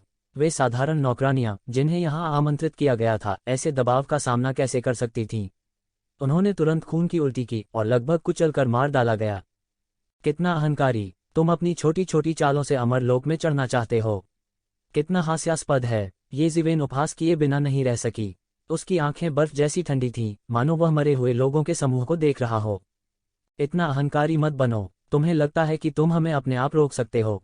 तो क्या हुआ यदि तुम कर सकते हो? क्या आपको लगता है कि हम अकेले हैं जो आज तीर्थयात्रा महल को नष्ट करना चाहते हैं? हमारे पास बहुत सारे लोग हैं। जब तक आप विरासत सौंपते हैं, हम जा सकते हैं। जिया किंगशान के 7 फ्रीक्स का नेता हड्डी द्रुतशीतन हत्या के इरादे से भड़क उठा। वह ये ज़िवेन की ओर दौड़ा और वास्तव में ये शीवेन को वहीं मारने के लिए तैयार हो गया। उनके शरीर पर हत्या का इरादा पृथ्वी को चकनाचूर कर देने वाला था। एक भयानक जबरदस्ती एक विशाल महासागर की तरह बह गई। यह तुरंत ढह गया और सब कुछ बहा ले गया। तुम्हारी हिम्मत कैसे हुई मेरे सामने अपने महत्वहीन कौशल दिखाने की? इस समय येक्षिवेन अंत में चले गए। वह एक पल में जबरदस्ती और हत्या के इरादे से टूट गया। फिर उसने दृढ़ता और बलपूर्वक एक कदम आगे बढ़ाया। यह ऐसा था मानो उसने एक पल में सभी के दिलों पर कदम रख दिया हो, जिससे उन्हें यह भ्रम हो कि उनके दिलों ने धड़कना बंद कर दिया है। यह अतुलनीय रूप से भयानक था। चाल मत खेलो, मुझे अपना मार्शल आर्ट तोड़ते हुए देखो। जिया किंगशान के 7 फ्रीक्स में से एक ने आगे बढ़कर सीधे हमला किया। साधु क्षेत्र के शिखर की खेती सीधे फैली हुई थी। ऐसी साधना वास्तव में साधारण नहीं थी। उसके शरीर से कानून फूट पड़े, एक जाल बन गया। हुश! ये ज़िवेन ने एंजल की तलवार का इस्तेमाल नहीं किया। एंजल की तलवार को जिया किंगशान के 7 फ्रीक्स द्वारा संचालित वाटरमून ट्रेजर रिंग द्वारा आयोजित किया गया था। उनकी राय में ये ज़िवेन देवदूत की तलवार के बिना इतना भयानक नहीं था, इसलिए वे बिल्कुल भी नहीं डरे। भले ही वे ऋषि लोक के शिखर पर थे, फिर भी उन्होंने येक्षिवेन पर हमला करने का साहस किया। ये ज़िवेन ने सीधे हाथ उठाया और थप्पड़ मार दिया। सारा कानून नेटवर्क एक पल में ध्वस्त हो गया।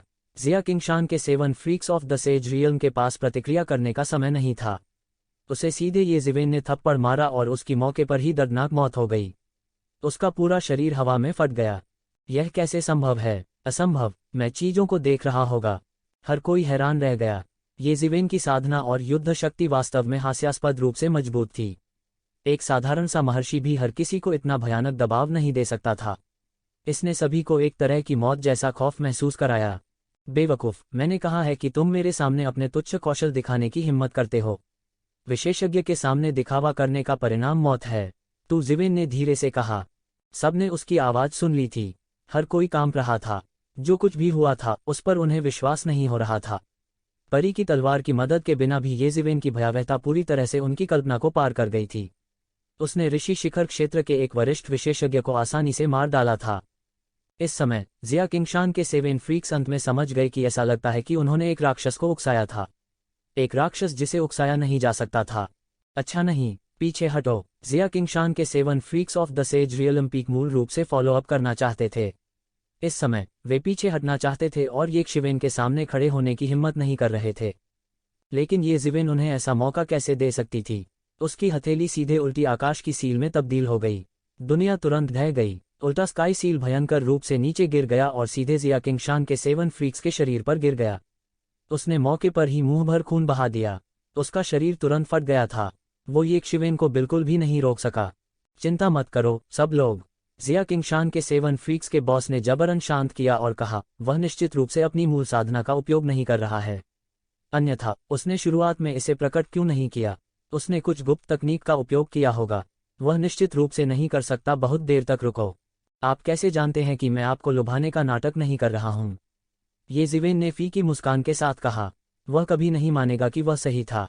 वह एक सांस में सबको चौंका देना चाहता था। जिया किंगशान के 7 फ्रीक्स के बाकी लोग अचानक चौंक गए।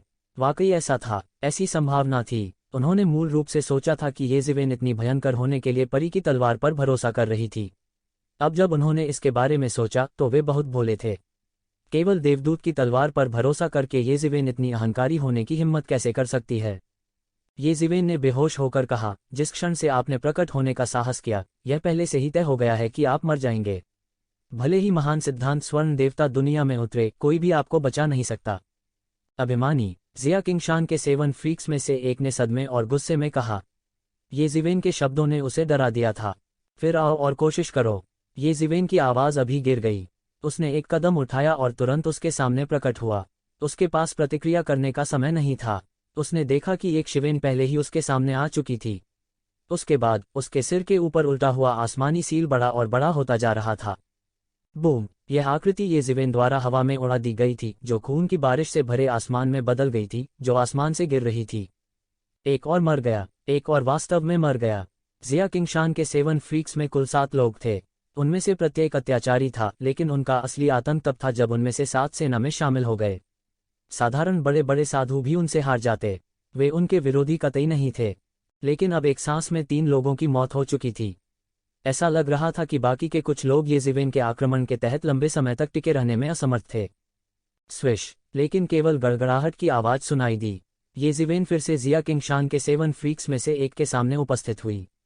उसके हाथ में तलवार में बदल गई, और यह जिया किंगशान के 7 फ्रीक्स के पेट में घुस गई, जिससे उसकी मौके पर ही मौत हो गई। नहीं, जिया किंगशान के 7 फ्रीक्स का बॉस पागल हो रहा था। ब्लड क्रो आर्कबिशप की तरह वह केवल अपने अधीनस्थों को येजिवेन द्वारा सिर काटते हुए देख सकता था। कोई रास्ता ही नहीं था। येशिवेन की गति बहुत तेज थी। हर बार जब वह रुकना चाहता था, उसने पाया कि येशिवेन ने पहले ही उसका सिर काट दिया था। क्या आप अभी भी बाहर नहीं आ रहे हैं? यदि आप बाहर नहीं आते हैं तो मुझे अब परवाह नहीं होगी। वह अंधेरे पर गुस्से से चिल्लाया, जैसे कोई वहां छिपा हो। वह सिर्फ एक मोहरा था। वह मूल रूप से इन लोगों का मोहरा बनकर खुश था। वैसे भी वह केवल वही प्राप्त करना चाहता था जो वह चाहता था। इसके अलावा उन्होंने वाटर मून ट्रेजर रिंग को जब्त कर लिया था। जब तक पवित्र महल में अभी भी लोग जीवित थे, जल्दी या बाद में वे एक छिपे हुए खतरे होंगे, और वे किसी भी समय उसे परेशान कर सकते हैं। अतः खरपतवारों को काटकर जड़ों को नष्ट करने में उसे बड़ी प्रसन्नता हुई। हालांकि मोहरा होने का मतलब तोप का चारा होना नहीं था। आप इतनी जल्दी में क्यों हैं? अंधेरे में एक प्रतिध्वनि थी। शून्य से एक प्रकार का भूतिया वातावरण आया। लाशों की गंध के साथ अंतहीन भूतिया ऊर्जा तैर रही थी, जिससे लोग उल्टी करना चाहते थे। फिर उन्होंने एक बूढ़ी औरत को अंधेरे से कदम दर कदम बाहर निकलते देखा। सर्चलाइट की रोशनी में अंत में सभी ने स्पष्ट रूप से देखा कि यह कोई इंसान नहीं था। यह बस एक दुष्ट भूत था। सफेद बालों वाली एक बूढ़ी औरत बेत के सहारे कदम कदम आगे बढ़ी। उसका चेहरा बेहद बूढ़ा था, और ऐसा लग रहा था कि उसे कुछ चोटें आई हैं। दूर से वह बस एक दुष्ट भूत की तरह थी। उसकी मांसपेशियां उभरी हुई थीं, और उसके शरीर में एक अकल्पनीय शव ऊर्जा थी। क्या वह पौराणिक दुष्ट भूत दादी है? किसी ने गहरी सांस ली। हर तरफ सिर्फ ठंडक महसूस हो रही थी। वह यहाँ क्यों है? इसलिए वह थी जिसने पहले हमला करने के लिए बालों वाली लाश को नियंत्रित किया था। यह वाकई डरावना है। इस समय कई लोगों ने दुष्ट भूत दादी के बारे में अफवाहों को याद किया। हालांकि ये अफवाहें स्पष्ट रूप से अच्छी नहीं थीं। इविल घोस्ट ग्रैनी के बारे में कई अफवाहें सुनकर लोगों के रोंगटे खड़े हो गए। द इविल घोस्ट ग्रैनी लंबे समय से दिखाई नहीं दी थी। हालांकि उसकी प्रतिष्ठा आसमान छू गई थी। उसने बहुत ही कम समय में अत्यंत उच्च स्तर तक साधना की थी। उसने पुरानी पीढ़ी के कई बिजली घरों को हराया था। हालांकि बहुत से लोगों ने सोचा था कि वह पुरानी पीढ़ी से ग्रेट कैटाक्लिस्म से पहले की कोई हो सकती है, बस उसकी उपस्थिति को देखकर। इसके अलावा यह अफवाह थी कि दुष्ट भूत दादी को लड़ने के लिए लाश चलाना पसंद था। हर कोई तुरंत उन सेज रियलम जॉम्बीज की उत्पत्ति को समझ गया। पवित्र महल कुछ समय के लिए गौरवशाली रहा है। अब इसके समाप्त होने का समय आ गया है। यह स्वर्ग की इच्छा के अनुसार है। ऐसा ही होना चाहिए, दुष्ट भूत दादी ने धीरे से कहा। उसकी आवाज एक दुष्ट भूत की तरह कर्कश थी। इसे सुनते ही लोगों के रोंगटे खड़े हो गए। तुम क्यों आए हो? येजिवेन ने बेहोश होकर पूछा।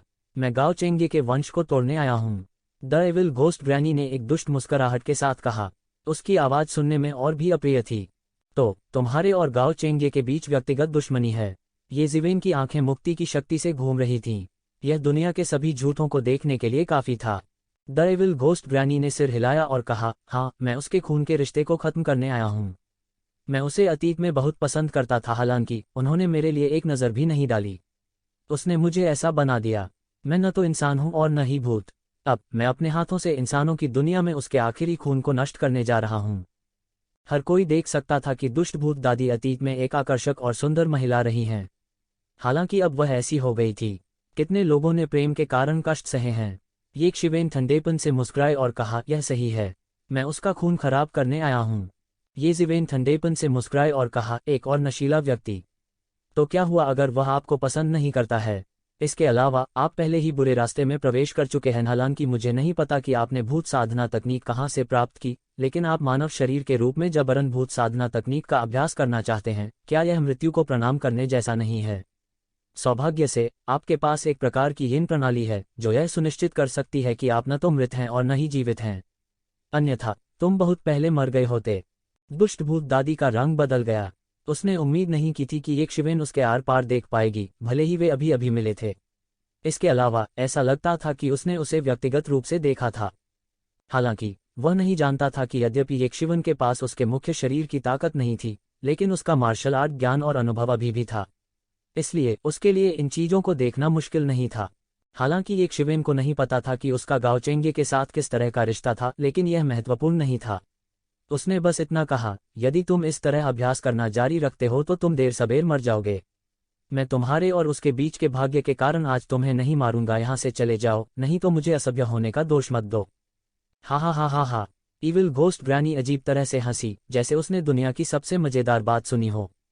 छोटे बच्चे, तुम उसके मालिक होने का नाटक करना चाहते हो? क्या मजाक है? तुम दूसरों को धोखा दे सकते हो, लेकिन तुम मुझे धोखा नहीं दे सकते। वह पुराना भूत एक स्व सिखाया हुआ जीनियस है। मैंने उन्हें पूरी दुनिया में मशहूर होते देखा है। मैं कैसे नहीं जान सकता कि उसका कोई गुरु है या नहीं? हालांकि मुझे नहीं पता कि आपने मेरी स्थिति को कैसे देखा, लेकिन अगर आपको लगता है कि आप मुझे डराने के लिए इस पर भरोसा कर सकते हैं तो आप गलत हैं। मेरे पास जीने के लिए बहुत साल नहीं बचे हैं और मैं अब और नहीं जीना चाहता। लेकिन मैं हार मानने को तैयार नहीं हूँ।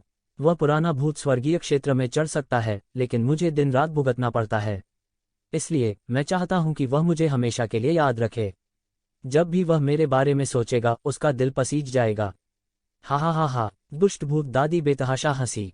उसकी हंसी ने आकाश में बादलों को चकनाचूर कर दिया और उसका मुरझाया हुआ शरीर कांपने लगा। आप पहले से ही एक राक्षस में बदल गए हैं। येज़िवेन ने आह भरी और कहा, ऐसा होना भी तुम्हारे लिए एक तरह की यातना है। मैं तुम्हें तुम्हारे रास्ते पर भेज दूंगा। आपको लगता है कि आप यह कर सकते हैं? दुष्ट भूत दादी अजीब तरह से हंसी और सीधे अपने हाथ से पकड़ लिया। शून्य में वास्तव में लंबे बाल उगाए थे। यह पता चला कि एविल घोस्ट ग्रैनी ने अपने शरीर को एक ज़ोंबी में परिष्कृत किया था। बाल लाश मूल रूप से एक बहुत ही यिन काया थी, लेकिन वे अभी भी एक ज़ोंबी में बदल गए। यह मौलिक कारण था कि गाओ चेंगे के स्वर्गारोहण के कुछ 100 वर्षों से भी कम समय में वह एक मास्टर बन सकी। आकाश अचानक चकनाचूर हो गया और एक पल में एक शक्तिशाली ध्वनि तरंग फूट पड़ी। बहुत से लोग इसे सहन नहीं कर सके और मौके पर लगभग घुटनों के बल गिर पड़े।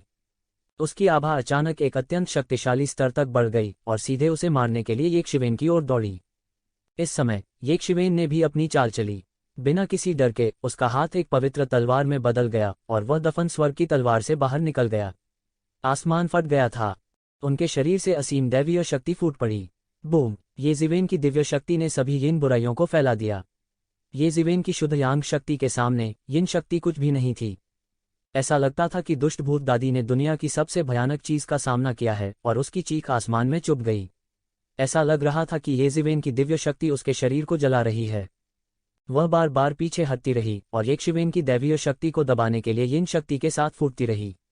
उसने फिर से यक्षिवेन को देखा और उसकी अभिव्यक्ति अतुलनीय रूप से चौंक गई। उसे उम्मीद नहीं थी कि येज़िवेन के शरीर में इतनी आश्चर्यजनक शुद्ध यांग शक्ति होगी। वह वास्तव में उसे घायल करने में सक्षम था। पवित्र पर्वत इस तरह की टक्कर में हिल रहा था मानो वह किसी भी समय गिर जाएगा। इस तरह के टकराव के बाद के परिणाम ही लोगों को पूरी तरह से घायल कर सकते हैं। तुम अकेले हो, आज मुझे उस नीच अंडे को मारने से कोई नहीं रोक सकता। दुष्ट भूत दादी चिल्लाए। फिर उसका शरीर अचानक फट गया। उसका मूल रूप से मुरझाया हुआ शरीर धीरे धीरे मोटा हो गया, बेहद मोटा हो गया। एक पल में यह एक अतुलनीय विशाल आंकड़ा बन गया। यह एक छोटे पहाड़ के आकार का था। उसकी आकृति लंबी और लंबी हो गई, लेकिन उसके चारों ओर की उदास आभा और भी घनी हो गई। यह कैसे संभव है? क्या यह स्वर्ग और पृथ्वी के कानून की पौराणिक जादुई शक्ति है? विशाल भूतिया आकृति से हर कोई दंग रह गया और एक अवर्णनीय ठंडक उनके पैरों के तलवों से उनके सिर तक दौड़ गई, जिससे वे अनैच्छिक रूप से कांपने लगे। यह एक सहज भय था जो आत्मा से आया था। हालांकि येज़िवेन ने मुक्ति की आंख को सक्रिय किया और तुरंत देखा कि यह क्या था। यह एविल घोस्ट ग्रैनी की ज़ोंबी ट्रू बॉडी थी। लाश बनने के लिए उसने पहले ही अपने शरीर का त्याग कर दिया था। यह कहा जा सकता है कि वह निर्दयी नहीं थी, अन्यथा एक नश्वर के शरीर में यांग ऊर्जा को भूत साधक के रूप में विकसित नहीं किया जा सकता था। यहाँ तक एक चरम यिन संविधान में यांग ऊर्जा होगी, यह सिर्फ कितने का मामला था।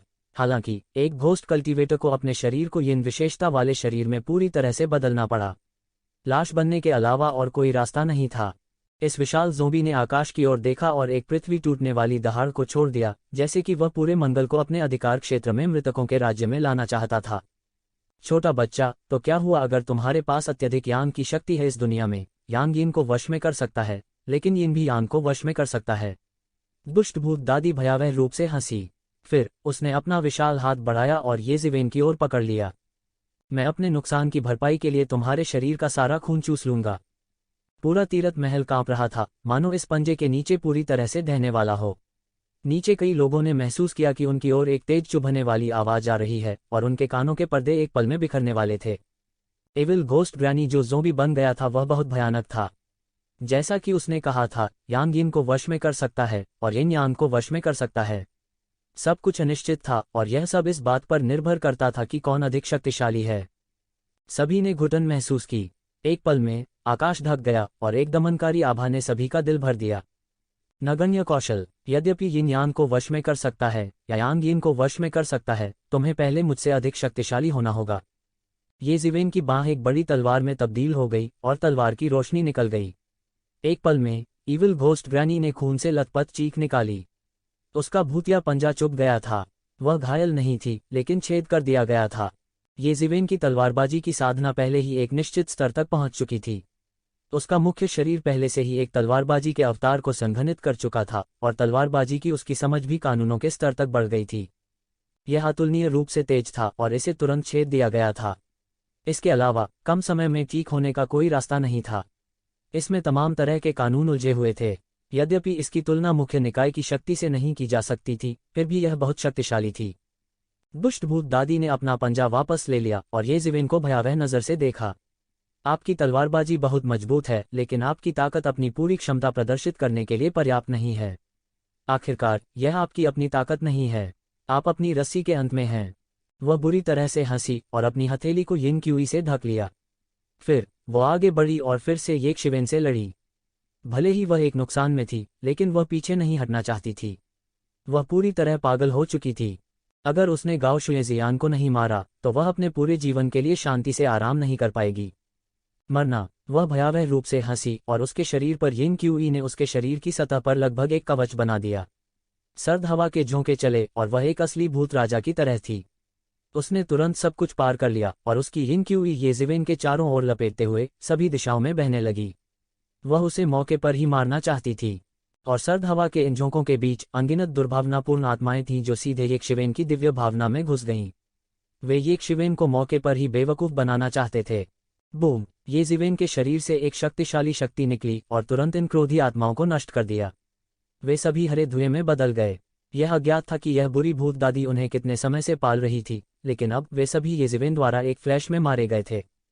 आना। ये जिवेन ने अचानक अपना हाथ हिलाया और एंजल की तलवार, जो मूल रूप से वाटर मून ट्रेजर रिंग का सामना कर रही थी, अचानक उसके हाथ में आ गई। एक आश्चर्यजनक तलवार की रोशनी तुरंत फूट पड़ी और विशाल आकाश में छा गई। पुची! तलवार की रोशनी विशाल आकाश में फैल गई और मौके पर सब कुछ भेद गई।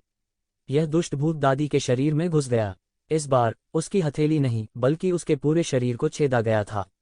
एक भयानक शक्ति ने उसके शरीर में कहर बरपाया और उसकी पहले से ही कमजोर आत्मा का गला घोंट दिया। बूम! उसका विशाल शरीर सीधे बादलों से गिर गया और उसकी दुखद मृत्यु हो गई। दुष्ट भूत दादी, जो इतनी शक्तिशाली थी कि बहुत से लोग डर से कांप रहे थे, ये जिवेन के हाथों मर गई। शुरू से अंत तक उसका पलड़ा भारी भी नहीं रहा। यह सबसे भयानक हिस्सा था। यह पूर्ण दमन था। ये जिवेन ने उसे शुरू से अंत तक जरा सा भी मौका नहीं दिया। यह सबसे भयानक हिस्सा था। कई लोगों की नज़रों में ये जिवेन की ताकत शायद चौंकाने वाले स्तर तक पहुंच गई थी। इस तरह के अत्याचारी साधना के साथ यह कहना असंभव नहीं था कि वह गाओ चेंगे का गुरु था। एकमात्र संदेह यह था कि गाओ चेंगे चढ़े थे, लेकिन उनके गुरु के रूप में ये जिवेन नहीं चढ़े थे। क्या ऐसा हो सकता है कि इसके पीछे कोई अज्ञात कारण रहा हो? दुष्ट भूत दादी की दुखद मृत्यु हो गई और आकाश में उदास आभा छिन्न भिन्न हो गई। हालांकि अभी भी अंतहीन अंधेरा था। ये जिवेन ने शून्य में देखा और कहा, बाहर आओ तुम सब। तीर्थयात्रा महल के साथ तुम्हारी जो भी शिकायतें हैं, मैं उन्हें उठा लूंगा। अंत में यह अभी भी ऐसा ही होना है। अचानक अंधेरे से एक आह निकली और भीतर से एक कांपती हुई आकृति निकली। वह हरे बालों वाला एक बूढ़ा आदमी था और वह दुबला पतला और मुरझाया हुआ लग रहा था, मानो उसे हवा किसी भी समय उड़ा सकती है। आपको एक एक करके क्यों आना है? यह समय की बर्बादी है। आप एक साथ क्यों नहीं आते? ये ज़िवेन ने कहा। यह कहने के लिए स्वाभाविक रूप से उनके अपने विचार थे। सबसे सरल कारण यह था कि उनकी युद्ध शक्ति एक एक करके इतने लोगों का भरण पोषण नहीं कर सकती थी। रिंग में शेष ऊर्जा प्रत्येक उपयोग के साथ घटती जाएगी। कोई ज़रूरत नहीं है। जब तक तुम मुझे हरा दोगे, आज का मामला यहीं खत्म हो जाएगा। बूढ़ा धीरे से बोला। उनके कांपते शरीर के विपरीत उनकी आवाज़ पूरी तरह से सुरीली और शक्तिशाली थी। वो सेंट किंग जी पिलग्रिमेज माउंटेन में इस बूढ़े व्यक्ति की पहचान को पहचानते हुए किसी ने अचानक अपनी आंखें खोलीं। उसके चेहरे पर एक अविश्वसनीय भाव था। यह संत किंग जी कैसे हो सकते हैं? क्या वह कुछ 100 साल पहले नहीं मरा था? अफवाह यह है कि वह एक अद्वितीय प्रतिभाशाली व्यक्ति था जो सीनियर गांव के साथ प्रतिस्पर्धा कर सकता था। मुझे नहीं पता कि वह बाद में क्यों नहीं चढ़ सका। अफवाह यह है कि कुछ 100 साल पहले उनकी मृत्यु हो गई थी। मुझे उसे फिर से देखने की उम्मीद नहीं थी। हिस। कई लोगों ने ठंडी हवा की सांस ली क्योंकि उन्हें लगा कि उनकी रीढ़ की हड्डी में ठंडक दौड़ रही है। यह गाओ चेंगे जैसी पीढ़ी के सच्चे विशेषज्ञ थे। उस पीढ़ी के अधिकांश लोगों ने पहले ही एक शानदार प्रतिष्ठा को पीछे छोड़ते हुए सफलता और प्रसिद्धि हासिल कर ली थी, ऊपर उठ गए थे या मर भी गए थे। यहाँ तक कि दुष्ट भूत दादी जैसे वे भी जो बाद में उठे, दुनिया को हिला सकते थे। सभी को अपनी पीढ़ी के अस्तित्व के प्रति एक विशेष प्रकार का भय था। अतीत में ऐसा नहीं था कि पृथ्वी पर कृषक नहीं थे। हालांकि तबाही से पहले स्वर्ग और पृथ्वी के नियम टूट गए थे और पर्याप्त आध्यात्मिक ऊर्जा नहीं थी। यदि काश्तकार होते भी तो वे प्रमुख संप्रदायों के पहाड़ों में छिप जाते और आसानी से बाहर नहीं आते। तबाही के बाद ही स्वर्ग और पृथ्वी की आध्यात्मिक ऊर्जा बहाल हुई थी। अनगिनत आध्यात्मिक ऊर्जा स्वर्ग के दायरे से नीचे गिरती है, जिससे दुनिया फिर से खेती के लिए उपयुक्त हो जाती है। ठीक इसी वजह से नई पीढ़ी के बड़ी संख्या में विशेषज्ञों का जन्म हुआ। उनमें से चाहे वह गाओ चेंगे हो या पुराने संत किंग जी, वे दोनों अतीत के उत्कृष्ट व्यक्ति थे। सैकड़ों वर्ष बीत जाने पर भी उनकी कीर्ति रत्ती भर भी क्षीण नहीं हुई थी। ये अपनी पीढ़ी के अद्वितीय विशेषज्ञ थे। क्या आप उनका प्रतिनिधित्व कर सकते हैं? ये शिवेन ने अपनी आंखें नीची करके कहा। उसकी आंखें हत्या के इरादे से भरी हुई थीं। उसने उन सभी लोगों को मारने से भी गुरेज नहीं किया जो उस पर हमला करने आए थे। ये लोग कुछ साल पहले पवित्र महल के विनाश से नहीं बच सके। मुझे लगता है कि यह संभव है। बूढ़े संत किंग जी ने सिर हिलाया। आज और खून बहाने की जरूरत नहीं है। जब तक तुम मुझे हरा सकते हो तब तक सब कुछ लिखा जाएगा। गाओ चेंगे और मैं कई सालों से प्रतिद्वंदी रहे हैं। अब मैंने कभी नहीं सोचा था कि मुझे उनके महान गुरु से लड़ने का अवसर मिलेगा। मुझे परवाह नहीं है कि तुम कहाँ से आए हो, लेकिन उसके नाम का अपमान मत करो। मुझे आपको यह बताने की आवश्यकता नहीं है। ये ज़िवेन ने अपना सिर ठंड से हिलाया और कहा, ऐसा मत दिखाओ कि तुम्हारे उसके साथ अच्छे संबंध हैं। क्या तुम अब भी यह कहने की हिम्मत करते हो कि तुम्हारी उसके साथ दोस्ती है? इसके अलावा इसे बंद कर दें। आप बहुत ज्यादा सोचते हैं। पवित्र महल में सैकड़ों की संख्या में लोग थे, जिनमें नौकर और अप्रेंटिस शामिल थे। अब कुछ ही लोग बचे हैं। आपको क्या लगता है कि आप क्या हैं? क्या आपको लगता है कि आप इसे सिर्फ लिख सकते हैं? ये ज़िवेन ने उपहास करते हुए कहा, यदि तुम अभी आओगे तो मैं तुम्हें इसी समय मार डालूंगा। यदि आप डरपोक हैं और अभी नहीं आते हैं तो कोई बात नहीं। भविष्य में जब जियोक्सियन सफल होता है तो वह स्वाभाविक रूप से आपको एक एक करके इसको तय करेगा। घमंडी लड़के, ज्यादा दूर मत जाओ। अंधेरे से एक बूढ़ी आवाज आई। यह एक बूढ़े राक्षस की दहाड़ थी जो कहीं छिपा हुआ था। ये ज़िवेन की ताकत ने उन्हें पहले ही पीछे हटने को मजबूर कर दिया था। वे इतने मजबूत व्यक्ति के साथ मौत से लड़ना नहीं चाहते थे। उनकी राय में भले ही ये ज़िवेन गाओ चेंगे के गुरु नहीं थे, फिर भी उन्हें ताकत के मामले में शिखर पर कहा जा सकता था। मौजूदा मार्शल आर्ट की दुनिया में बहुत कम लोग थे जो उनका मुकाबला कर सकते थे। यह स्वाभाविक रूप से सबसे अच्छा होगा अगर वे इसे लिख सकें। हालांकि ये ज़िवेन एक पागल कुत्ते की तरह था और अगर वह मर भी जाता था तो उसे जाने नहीं देता था। अचानक वे आग बबूला हो उठे। तो क्या हुआ अगर मैं बहुत दूर चला गया? इसके अलावा अगर मैं बहुत दूर चला गया तो क्या मेरी तुलना तुम लोगों से की जा सकती है? मेरा शिष्य जीवन भर अजेय रहा है। उसे इस तरह खत्म नहीं होना चाहिए। ये ज़िवेन ने धीरे से कहा, या तो आओ और मुझे तुम्हें अभी मारने दो, या अपनी गर्दन धो लो और हिसाब बराबर करने के लिए वापस आओ। ये ज़िवेन के शरीर पर सुनहरी दिव्यता चकाचौंध कर रही थी। उसके चारों ओर एक दिव्य आभा प्रवाहित हो रही थी। वह बिल्कुल नहीं डरा। आकाश में अकेला खड़ा वह दुनिया के इकलौते सूरज की तरह था जो दुनिया के इस हिस्से को ठंडा करने वाला था। जाओ, मुझे विश्वास नहीं होता कि हम में से इतने लोगों के साथ हम अकेले उसके लिए कैसे मैच नहीं हो सकते। अंधेरे में किसी ने गुस्से से कहा। जाहिर है वो एक ज़िवेन के अहंकारी शब्दों से पूरी तरह से नाराज था। इस मामले में चाहे कुछ भी हो, ये ज़िवेन उन्हें जाने नहीं देगी। तो वे इस समय पलटवार भी कर सकते हैं। शायद जीतने का कुछ मौका होगा। हालांकि एक शिवन अत्याचारी था, लेकिन उनसे निपटना आसान नहीं था। यह अच्छा है, मैं आप सभी को एक साथ मार दूंगा। यह मुझे एक एक करके आपको खोजने की परेशानी से बचाएगा, ये ज़िवेन ने धीरे से कहा। वह बिल्कुल नहीं डरा। एक व्यक्ति का आभामंडल हजारों सैनिकों और घोड़ों का मुकाबला करने के लिए काफी था। एक व्यक्ति ने सभी से प्रस्फुटित आभा को अवरुद्ध कर दिया। क्या तुम सबने पहले ही मुझे निपटने के लिए नहीं सौंप दिया है? अगर मैं जीत गया तो ठीक है, लेकिन अगर मैं हार गया तो तुम सब उसके लिए मैच नहीं बनोगे। जितनी जल्दी हो सके चले जाओ।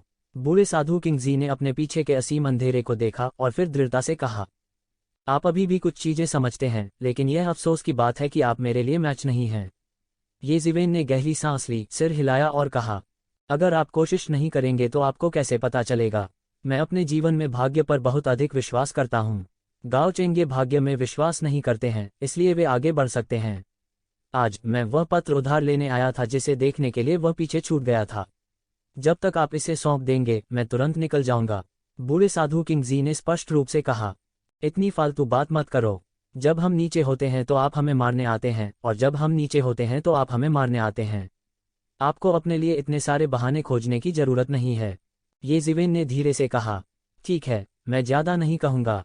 बूढ़े संत किंगजी ने आह भरी और उनके शरीर में वास्तविक तात्विक ऊर्जा तुरंत एक विशाल समुद्र की तरह उबल पड़ी। इसने एक पल में शून्य को प्रज्वलित कर दिया, मानो वह आकाश को जलाना और समुद्र को उबालना चाहता हो। एक वयोवृद्ध महान संत की ताकत एक पल में भड़क उठी। उन्होंने एक पन्ना हरा दिव्य वस्त्र पहना हुआ था। यह अधूरा था, लेकिन गुणवत्ता बेहद उच्च थी। इसने उनके पूरे शरीर की रक्षा की। इस समय वह पहले की तरह दुबले पतले नहीं रह गए थे। इसके विपरीत वह युद्ध के अतुलनीय देवता की तरह लंबा और सीधा हो गया था। सिर से पांव तक उसका पूरा शरीर हरा भरा नजर आ रहा था। बूम! वह ये ज़िवेन की ओर नीचे दबा और अचानक हवा का एक झोंका आया। उसने दुनिया में सब कुछ उड़ा दिया, मानो वह सब कुछ चकनाचूर कर देना चाहता हो। हम्फ! ये ज़िवेन ने ठंडी सांस ली। वह कुछ भी कहने में बहुत आलसी था। उसने मौके पर ही एक मुक्का मार दिया। उसने देवदूत की तलवार का प्रयोग भी नहीं किया।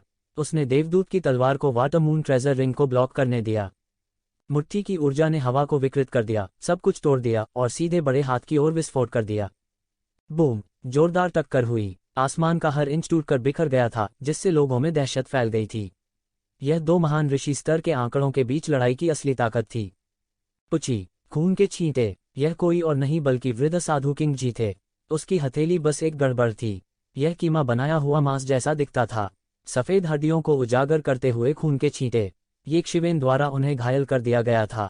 यह कैसे संभव है? उनका पवित्र कवच एक प्राचीन महान ऋषि द्वारा परिष्कृत किया गया है। जब वह पवित्र कवच पहनता है तो वह लगभग अजेय होता है।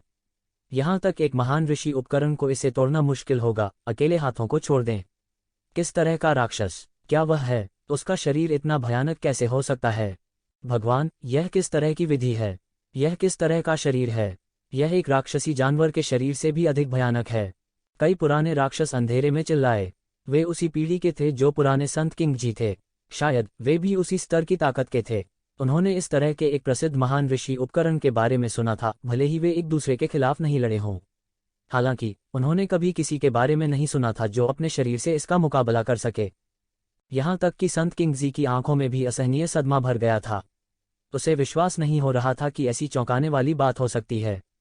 यह बिल्कुल असंभव था। यदि कोई साधारण व्यक्ति इतना भयानक हो सकता है तो उसे संत कवच पहनने का क्या मतलब था? उसका हाथ पवित्र कवच से ढका नहीं था।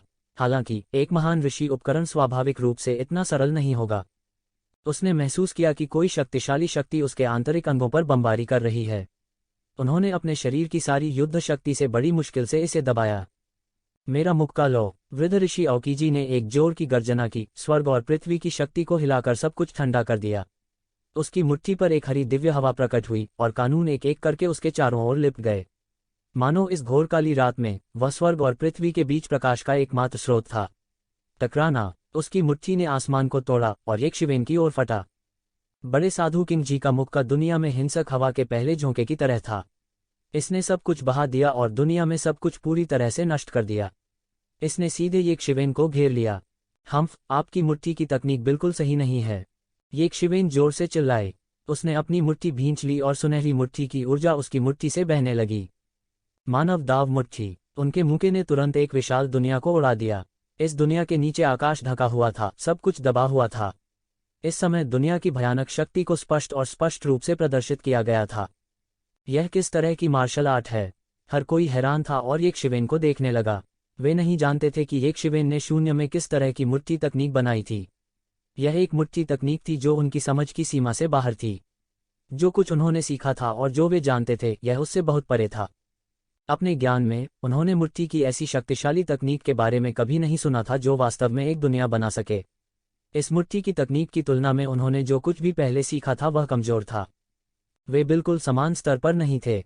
मूल रूप से उन्होंने सोचा था कि येकशिवेन बुजुर्ग साधु किंग जी के घातक पंच का सामना नहीं कर पाएगी। किसने सोचा होगा कि येकशिवेन के पास ऐसी तकनीक होगी? बूढ़े साधु किंग जी ने जो हिंसक तूफान उड़ाया था वह एक पल में इंच दर इंच बिखर गया। वह सभी पहलुओं में पूरी तरह से दबा हुआ था, चाहे वह उसकी मार्शल शक्ति हो, उसकी मार्शल आर्ट का स्तर हो या उसकी मूर्ति की तकनीक की समझ हो, वह येकशिवेन से बहुत हीन था। हालांकि येकशिवेन ने केवल कुछ 100 वर्षों तक ही खेती की थी, फिर भी उसके पास रहस्यमय स्थान था। उसका साधना अनुभव उन पुराने राक्षसों से अधिक गहरा था जिन्होंने दसियों हजार वर्षों तक साधना की थी। यह कुछ ऐसा नहीं था जिसकी आम लोग कल्पना कर सकते थे। बुजुर्ग साधु किंग जी अनिच्छुक थे। येकशिवेन की दुनिया अधिक से अधिक शक्तिशाली होती जा रही थी। वह संघर्ष करना चाहता था लेकिन कोई रास्ता नहीं था। वो येकशिवेन के आसपास नहीं पहुंच सका। तोड़ना। वयोवृद्ध ऋषि किंग जी का शरीर लगातार शक्तिशाली दैवीय शक्ति से प्रस्फुटित होता था। हरी चमक आकाश में उड़ गई जैसे कि उसका अपना जीवन हो। ये येकशिवेन के हाथ से बचना चाहता था और लगातार कांपता रहा। वह पवित्र कवच की शक्ति से येकशिवेन के हाथों से मुक्त होना चाहता था और पलटवार करने के अवसर की प्रतीक्षा करना चाहता था। गड़गड़ाहट। ओकीजी के शरीर से सुनामी जैसी आवाज निकली और उनके शरीर से एक शक्तिशाली शक्ति निकली। इस शक्तिशाली बल ने और भी अधिक शक्तिशाली बल को गति प्रदान की। इस बल द्वारा पवित्र कवच को जगाया गया जिससे उसे अनंत शक्ति प्रदान की गई। यह तुरंत प्रकाश की किरण में बदल गया जो आकाश में उड़ गया। इसने आसमान को चीर डाला और तुरंत ही येकशिवेन की मानवता की दुनिया के दमन से बच निकला। बूम। तीव्र टक्कर स्टील के टूटने की आवाज की तरह थी, तुरंत फट गई। इस आवाज को सुनने वाले कई लोगों को इतना असहज महसूस हुआ कि वे उल्टी करना चाहते थे। यह वास्तव में बहुत भयानक था। इस तरह की भावना दिल दहला देने वाली थी। वह भाग निकला। बूढ़े संत ओकीजी सीनियर ये के हाथों से बच गए। किसी ने कहा, वे येकशिवेन का असली नाम नहीं जानते थे। वे केवल इतना जानते थे कि उनका उपनाम लियाओ लिरेन से ये था। येकशिवेन के हमले से बचने के लिए बड़े संत ओकीजी पवित्र कवच की शक्ति पर निर्भर थे। आखिरकार उसने अपने पैर जमा लिए और येकशिवेन के साथ फिर से लड़ना चाहता था। लेकिन येकशिवेन उसे यह अवसर कैसे दे सकती थी? उसने मौके पर एक लंबी दहाड़ निकाली और उसका पीछा किया। अनुपम तीक्ष्णता फूट पड़ी। उन्होंने सीधे मुक्का मारा। एक पल में मानवता की वही दुनिया धराशायी हो गई। यह एक विशाल और शक्तिशाली शक्ति थी। ऐसा लग रहा था मानो यह आकाश और पृथ्वी को विभाजित कर रहा हो। यह क्षितिज को पार कर गया और लोगों को ऐसा महसूस कराया जैसे कि वे इसे कुचले जाने वाले हैं। वृद्ध ऋषि ओकीजी ने एक लंबी गर्जना की। उसके हरे बाल झड़ गए और पवित्र कवच अद्भुत प्रकाश से फट गया। उन्होंने सीधे पंच आउट कर दिया। बूम। दोनों की मुक्केबाजी से आसमान सहसा चुप गया। इसने अतीत और वर्तमान को भेदा और तुरंत दुनिया को बनाने की शक्ति से प्रहार किया। गड़गड़ाहट। सिलसिलेवार धमाकों की आवाज आई। इस बल से तीरथ पर्वत पर सभी लोग दब गए। वे अपना सिर बिल्कुल नहीं उठा सकते थे। एक महान संत की शक्ति ने उन्हें बहुत अधिक पार कर लिया। यहाँ तक साधु क्षेत्र भी कोई अपवाद नहीं था। वे एक महान संत से बिल्कुल भी तुलना नहीं कर सकते थे। इस बात का उल्लेख नहीं है कि ये दोनों महान संत क्षेत्र के चरम पर थे। केवल गाओ शुएजियान के पास येकशिवेन द्वारा छोड़ा गया प्रतिबंध था, इसलिए कोई समस्या नहीं थी। वह खड़ी होकर आसमान में दो लोगों को लड़ते हुए देख सकती थी। बूम। एक बहुत बड़ा धमाका हुआ और बूढ़े साधु किंग जी ने दबी हुई कराह निकाली। सभी ने महसूस किया कि उसके सीने में एक बड़ा खूनी छेद दिखाई दिया। येकशिवेन की मुट्ठी आसमान में घुस गई थी और सभी बाधाओं को पार कर गई थी। इसने उसके पवित्र कवच को चकनाचूर कर दिया था और उसकी छाती में एक बड़ा खूनी छेद कर दिया था। यह कैसे संभव है? पवित्र कवच को भी छेद दिया गया था। उसकी मुट्ठी की तकनीक इतनी शक्तिशाली कैसे हो सकती है? एक महान संत की शक्ति को भेदना बहुत कठिन होना चाहिए। बहुत से लोग चौंक गए। अंधेरे में छिपे हुए पुराने राक्षस भी वही थे। वे सभी ओकीजी की ताकत को अच्छी तरह जानते थे। यह अभी भी ठीक था। आखिरकार ओकीजी की भुजा पवित्र कवच से ढकी नहीं थी, हालांकि उसकी छाती पवित्र कवच का सबसे कसकर ढका हुआ हिस्सा था। इसे कैसे छेदा जा सकता है? खून के छींटे। बुजुर्ग साधु ओकीजी लगातार खांसते रहे और खांसी के साथ खून निकला। उनका शरीर पहले ही काफी बूढ़ा हो चुका था। इस समय वह पतन के कगार पर था। आप मेरे पवित्र कवच को कैसे भेद सकते हैं? बुजुर्ग साधु ओकीजी की आंखें भी अविश्वास से भर गईं। क्योंकि मेरी मुट्ठी आपके पवित्र कवच से भी कठिन है। ऐसा कुछ भी नहीं है जिसे मैं तोड़ नहीं सकता, ये जिवेन ने मुस्कराते हुए कहा। बूम! ये जिवेन की अत्याचारी शक्ति फूट पड़ी।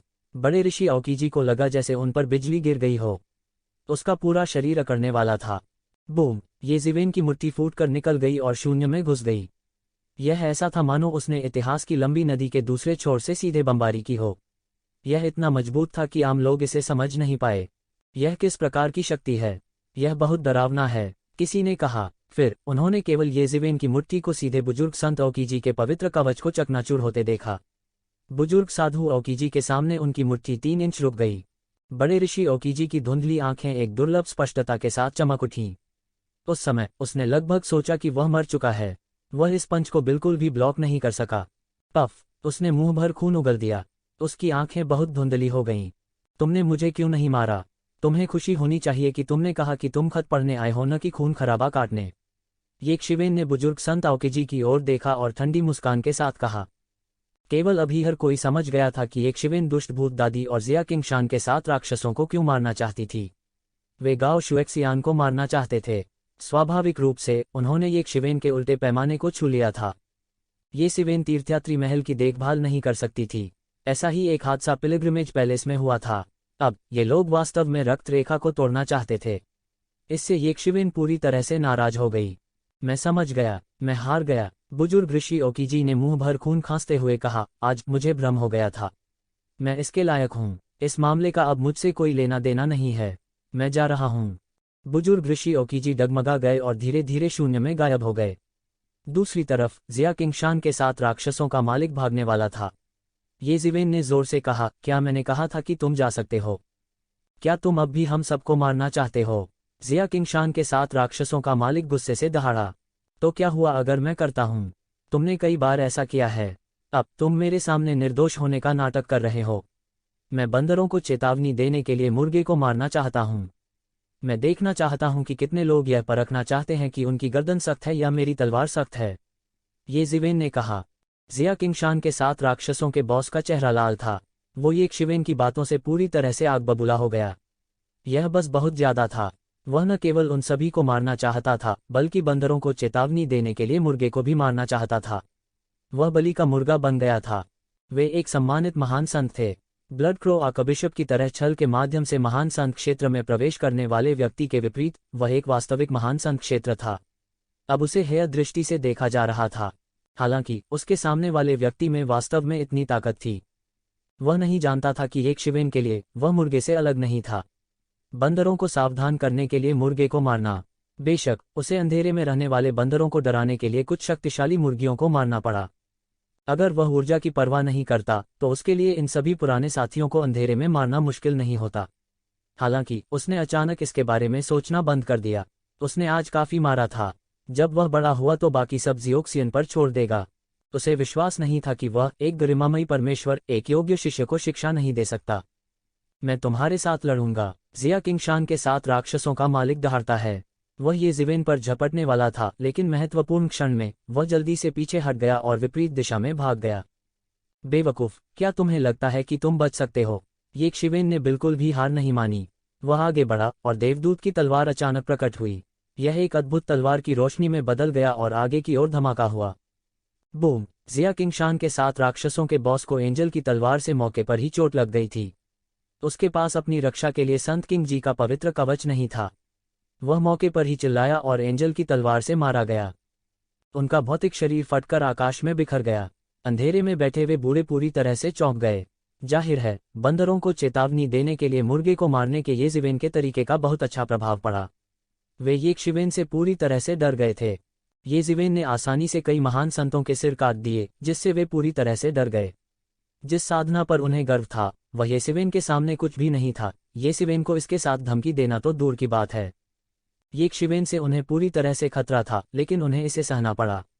नहीं तो उन्हें शक था कि येक्षिवेन उन्हें वहीं मार डालेगी। येक्षिवेन ने एक गहरी सांस ली। यह ऊर्जा कई लड़ाइयों के बाद आधे से अधिक खपत कर चुकी थी। शेष भाग स्वाभाविक रूप से बाद में नष्ट हो जाएगा। अचानक उसने अपना सिर उठाया और मुस्कुराया। चूंकि जानवर कबीले का एक दोस्त यहाँ है, तो तुम बाहर आकर मुझसे क्यों नहीं मिलते? हर कोई हैरान रह गया। हम कैसे नहीं जानते कि बीस्ट कबीले के लोग हम पर जासूसी कर रहे हैं?